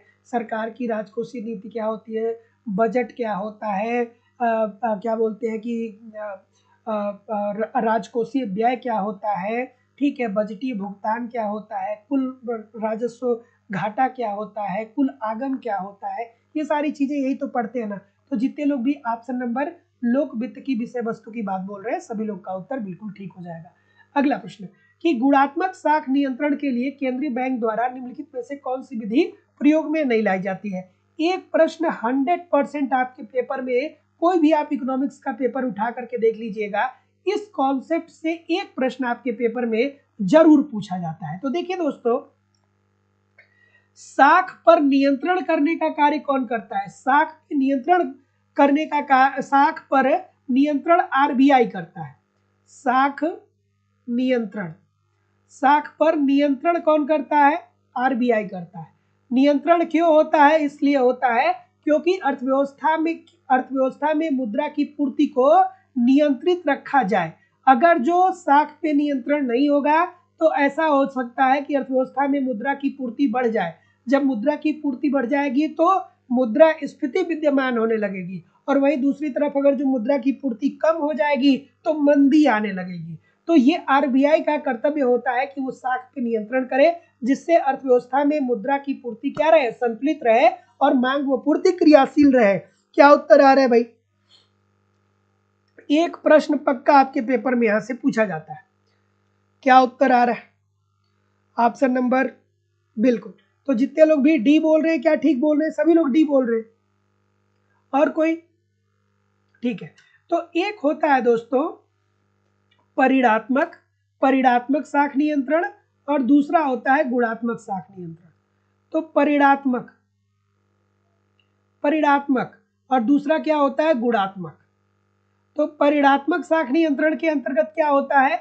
इसके अंतर्गत आता है बैंक दर, बैंक दर, ठीक है, बैंक दर आता है, रेपो रेट आता है, रेपो रेट आता है, रिवर्स रेपो रेट आता है, रिवर्स रेपो रेट आता है, रेपो रेट आता है, नगद आरक्षित अनुपात आता है, नगद आरक्षित अनुपात आता है, और वैधानिक तरलता अनुपात आता है, वैधानिक तरलता तरलता अनुपात आता है। ठीक है, तो अब आपके दिमाग में आ रहा होगा कि सर जी ये हमको समझ में नहीं आता है कि बैंक दर क्या होता है, रेपो रेट क्या होता है, रिवर्स रेपो रेट क्या होता है, नगद आरक्षित अनुपात क्या होता है, वैधानिक तरलता अनुपात क्या हो रहा है। एक एक लाइन में बता रहा हूँ, पूरी जिंदगी भर आपको याद रहेगा, बस मेरे शब्दों को ध्यान से सुनिएगा। ठीक है, तो देखिए ये रहा आरबीआई, ये है आरबीआई अर्थात हमारे देश का केंद्रीय बैंक। ठीक है, ये रहा वाणिज्यिक या व्यापारिक बैंक, ये वाणिज्यिक बैंक है जिससे हम लोग लेन देन करते हैं, वाणिज्यिक बैंक। और ये रहे हम लोग अर्थात जनता। ठीक है, तो जब आरबीआई वाणिज्यिक बैंकों को ऋण देता है और उस ऋण के परिणाम स्वरूप जो दर वसूल करता है उसे बैंक दर कहा जाता है, बैंक दर कहा जाता है। तो जब आरबीआई वाणिज्यिक बैंकों को ऋण देता है और उस ऋण के बदले जो दर वसूल करता है उसे बैंक दर कहा जाता है। और जब हम लोग वाणिज्यिक बैंकों से लेन देन करते हैं तो हम लोग जो दर देते हैं या लेते हैं उसे हम लोग ब्याज दर कहते हैं, ब्याज दर कहते हैं। तो जिस हम और आप ब्याज दर कहते हैं उसे ही जब आरबीआई वाणिज्यिक बैंकों को ऋण देता है तो उसे बैंक दर कहा जाता है। अब देखिए, अगर जो आरबीआई वाणिज्यिक बैंकों को अल्पकाल के लिए ऋण दे रहा है, अगर जो अल्पकाल की बात मेंशन कर दे, तो अगर जो अल्पकाल की बात मेंशन कर देगा तो फिर ये हो जाएगा रेपो रेट। अल्पकाल की बात कर देगा तो फिर क्या हो जाएगा, ये रेपो रेट हो जाएगा। अल्पकाल अर्थात अगर जो आरबीआई अल्पकाल के लिए वाणिज्यिक बैंक को ऋण दे रहा है तो ये क्या होगा, ये रेपो रेट हो जाएगा, ये आपका रेपो रेट हो जाएगा। और जब वाणिज्यिक बैंक आरबीआई को अल्पकाल के लिए ऋण दे रहा है तो इसे रिवर्स रेपो रेट कहा जाएगा, इसे रिवर्स रेपो रेट कहा जाएगा। ठीक है, तो बैंक दर क्या होता है, रेपो रेट क्या होता है, रेपो रेट में अल्पकाल की बात होती है। ठीक है, तो जब बैंक दर का मतलब क्या होता है कि जब आरबीआई वाणिज्यिक बैंकों को ऋण देती है तो जो दर वसूल करती है उसे बैंक दर कहा जाता है। और जब वाणिज्यिक बैंक से हम लोग लेन देन करते हैं तो उस पर जो दर वसूला जाता है उसे ब्याज दर कहा जाता है। लेकिन जब आरबीआई वाणिज्यिक बैंकों को अल्पकाल के लिए ऋण दे रही है तो उसे अल्पकाल जब मेंशन करेगा तो उसे रेपो रेट कहा जाएगा। और जब वाणिज्यिक बैंक आरबीआई को अल्पकाल के लिए ऋण दे रही है तो उसे रिवर्स रेपो रेट कहा जाएगा। उसके बाद नगद आरक्षित अनुपात में क्या होता है कि अगर जो कोई बैंक है, मान लीजिए कि एसबीआई, तो एसबीआई के पास अगर जो 2000 करोड़ रुपए है तो आरबीआई इनसे कहेगा कि आपके पास जो कुल अमाउंट है उसका कुछ प्रतिशत आप अपने उसका कुछ प्रतिशत आप हमको दे दीजिए, अर्थात आरबीआई को दे दीजिए। उसे नगद आरक्षित अनुपात कहा जाता है। और वैधानिक तरलता अनुपात का मतलब क्या होता है कि आरबीआई ये कहता है बैंकों को कि जो आपकी कुल जमा है ना उसका कुछ प्रतिशत आप अपने पास ही रख लीजिए, उसे वैधानिक तरलता अनुपात कहा जाता है। और गुणात्मक साख नियंत्रण के अंतर्गत क्या आता है, साख मापदंड, मार्जिन निर्धारण, ये सारी चीजें आती है। तो जितने लोग भी यहाँ पे डी बोल रहे हैं, परिवर्ती रिजर्व अनुपात, ये विधि प्रयोग में नहीं आती है। सभी लोग का उत्तर यहाँ पे बिल्कुल ठीक हो जाएगा। अगला, कि निम्नलिखित में से कौन सा कारण लागत जन्य मुद्रास्फीति के लिए उत्तरदायी है। अब लागत जन्य मुद्रास्फीति की बात जो करते हैं वो किन साहब करते हैं। और लागत जन्य मुद्रास्फीति क्या होती है, तो लागत जन्य मुद्रास्फीति ये होती है कि अगर किसी वस्तु की उत्पादन लागत में वृद्धि हो रही है, किसी वस्तु की उत्पादन लागत बढ़ रही है, तो जाहिर सी बात है कि जब उत्पादन लागत में वृद्धि होगी तो अब क्या होगी, उत्पादन लागत कैसे वृद्धि होगा। जैसे मान लीजिए कि कोई एक फर्म है किसी वस्तु का उत्पादन कर रही है, मान लीजिए कोई एक फर्म है कपड़े का उत्पादन कर रही है, तो अब इस फर्म की उत्पादन लागत कैसे ज्यादा हो सकती है, तो ऐसा हो सकता है कि जहां से कपड़ा बनाने के लिए कच्चा माल ले रहा है, कच्चे माल ले रहा है, वो कच्चा माल जो बेच रहा है वो कहे कि अब हम कच्चा माल आपको इतना सस्ता नहीं देंगे, कीमत बढ़ा करके देंगे।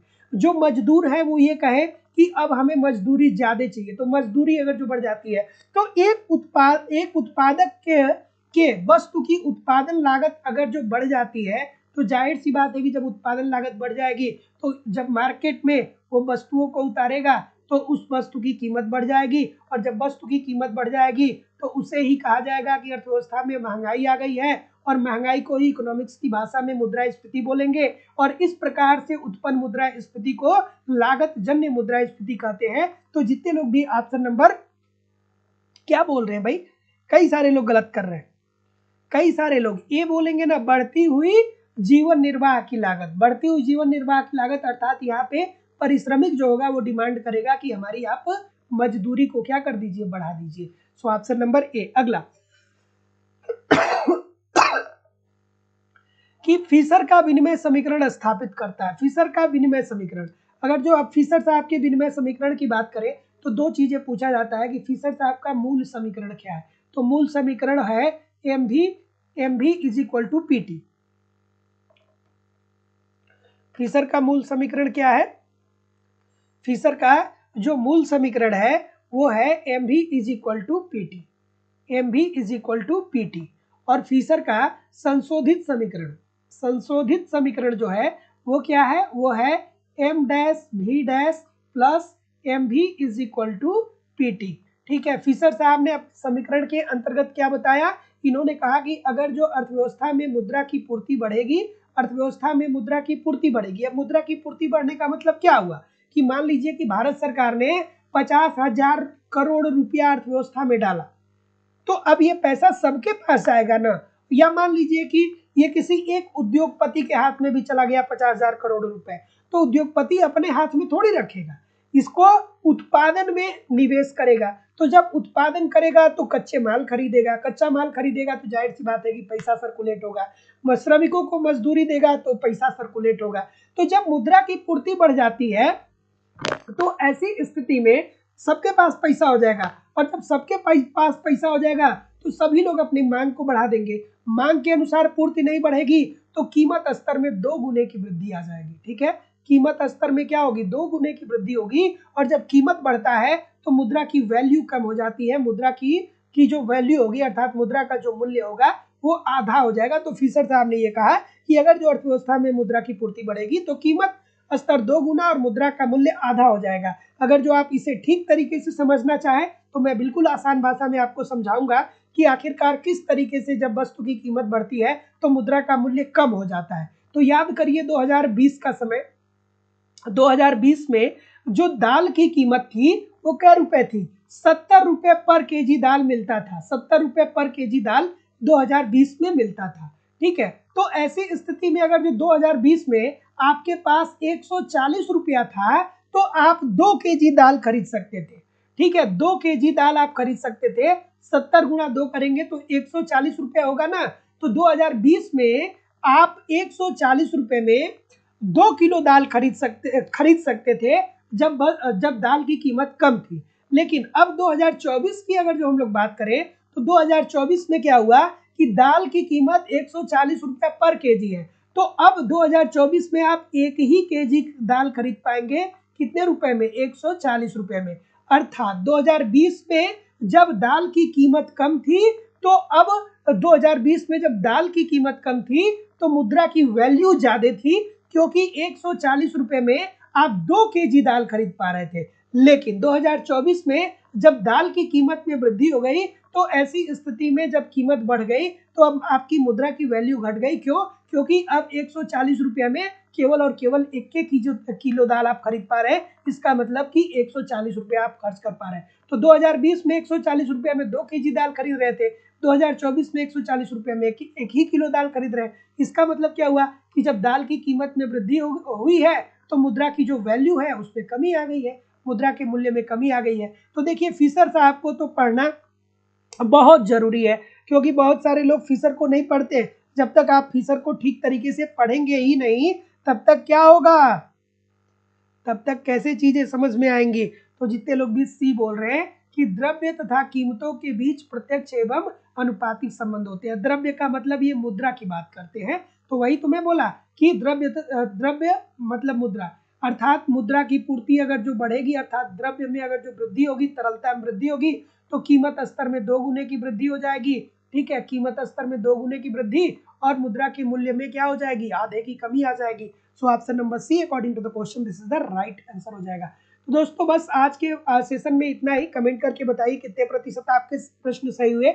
और आप लोगों की इकोनॉमिक्स की जो दूसरी क्लास है वो लाइव स्टडी इलाहाबाद के मोबाइल एप्लीकेशन पे होती है, जहाँ पे इकोनॉमिक्स के अलग अलग बैच हैं और सभी बैचेस में आपको आपके सिलेबस के अनुसार सारे कॉन्सेप्ट पढ़ाए जा रहे हैं, सारे कंटेंट दिए जा रहे हैं। उत्तर प्रदेश टीजीटी पीजीटी का अलग बैच है, बिहार टीजीटी पीजीटी का अलग बैच है, यूजीसी नेट का अलग बैच है, झारखंड टीजीटी पीजीटी जेट के लिए अलग बैच है, मध्य प्रदेश में सेट और टेट के लिए अलग अलग बैच है, उत्तराखंड में लेक्चरर और एलटी के लिए अलग अलग बैच है, अलग अलग राज्यों में LT grade, GIC lecturer, assistant professor, KBS, NBS के आपको अलग अलग बैच देखने को मिल जाएंगे। और सभी बैचेस में आपको आपके सिलेबस के अनुसार एक रणनीति के तहत इकोनॉमिक्स के सारे कॉन्सेप्ट सिंपल, सटीक, साधारण भाषा में पढ़ाए जा रहे हैं। इसकी लाइव क्लास होती है। इनकेस आप लाइव क्लास में नहीं जुड़ पाते हैं तो बाद में आपको रिकॉर्डेड क्लास भी मिल जाता है, तो आप अपने समय के अनुसार कभी भी क्लास को देख सकते हैं।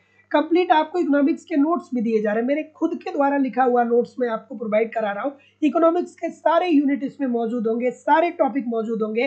तो एक तरफ आप कॉन्सेप्ट को पढ़िए, दूसरे तरफ नोट्स के माध्यम से आप अपना रिविजन करते रहिए। आपको यहाँ पे टेस्ट सीरीज दिया जा रहा है ताकि आप टेस्ट दीजिए, देखिए कि तैयारी कैसी चल रही है, प्रश्न कहाँ से गलत हो रहे हैं, फिर उसमें अगर जो प्रश्न गलत हो रहे हैं उस टॉपिक को आइडेंटिफाई करिए, फिर उस टॉपिक के कॉन्सेप्ट को पढ़िए, फिर अगला टेस्ट दीजिए जिससे आपकी एक्यूरेसी बेहतर हो पाए। प्रीवियस ईयर के क्वेश्चन पेपर भी आपको दिए जा रहे हैं, डायरेक्टली इनडायरेक्टली प्रीवियस ईयर से बहुत सारे क्वेश्चन पूछे जाते हैं और करंट की भी क्लासेस आपकी करवाई जा रही है। मतलब सब कुछ मेरे द्वारा कवर कराया जा रहा है। बस आप ईमानदारी से एप्लीकेशन पे मुझे फॉलो करिए, यूट्यूब पे प्रैक्टिस करते रहिए, कहीं भी इधर उधर से कुछ भी कलेक्ट करने की जरूरत नहीं होगी। कोर्स की वैलिडिटी लाइफ टाइम है, इट मीन्स केवल और केवल एक ही बार आपको फीस सबमिट करनी है। एक बार आप फीस सबमिट कर देते हैं उसके बाद आपसे कभी भी किसी भी प्रकार की फीस की डिमांड यहाँ पे नहीं होती है। एडमिशन फीस केवल और केवल 2000 रुपए है, ठीक है।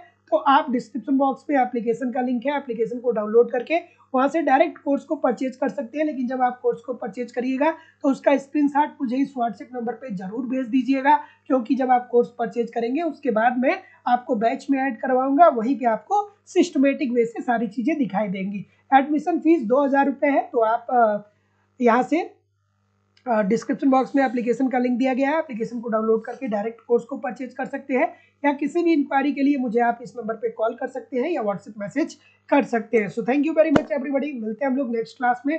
तब तक के लिए पढ़ते रहिए, आगे बढ़ते रहिए। नमस्कार, धन्यवाद।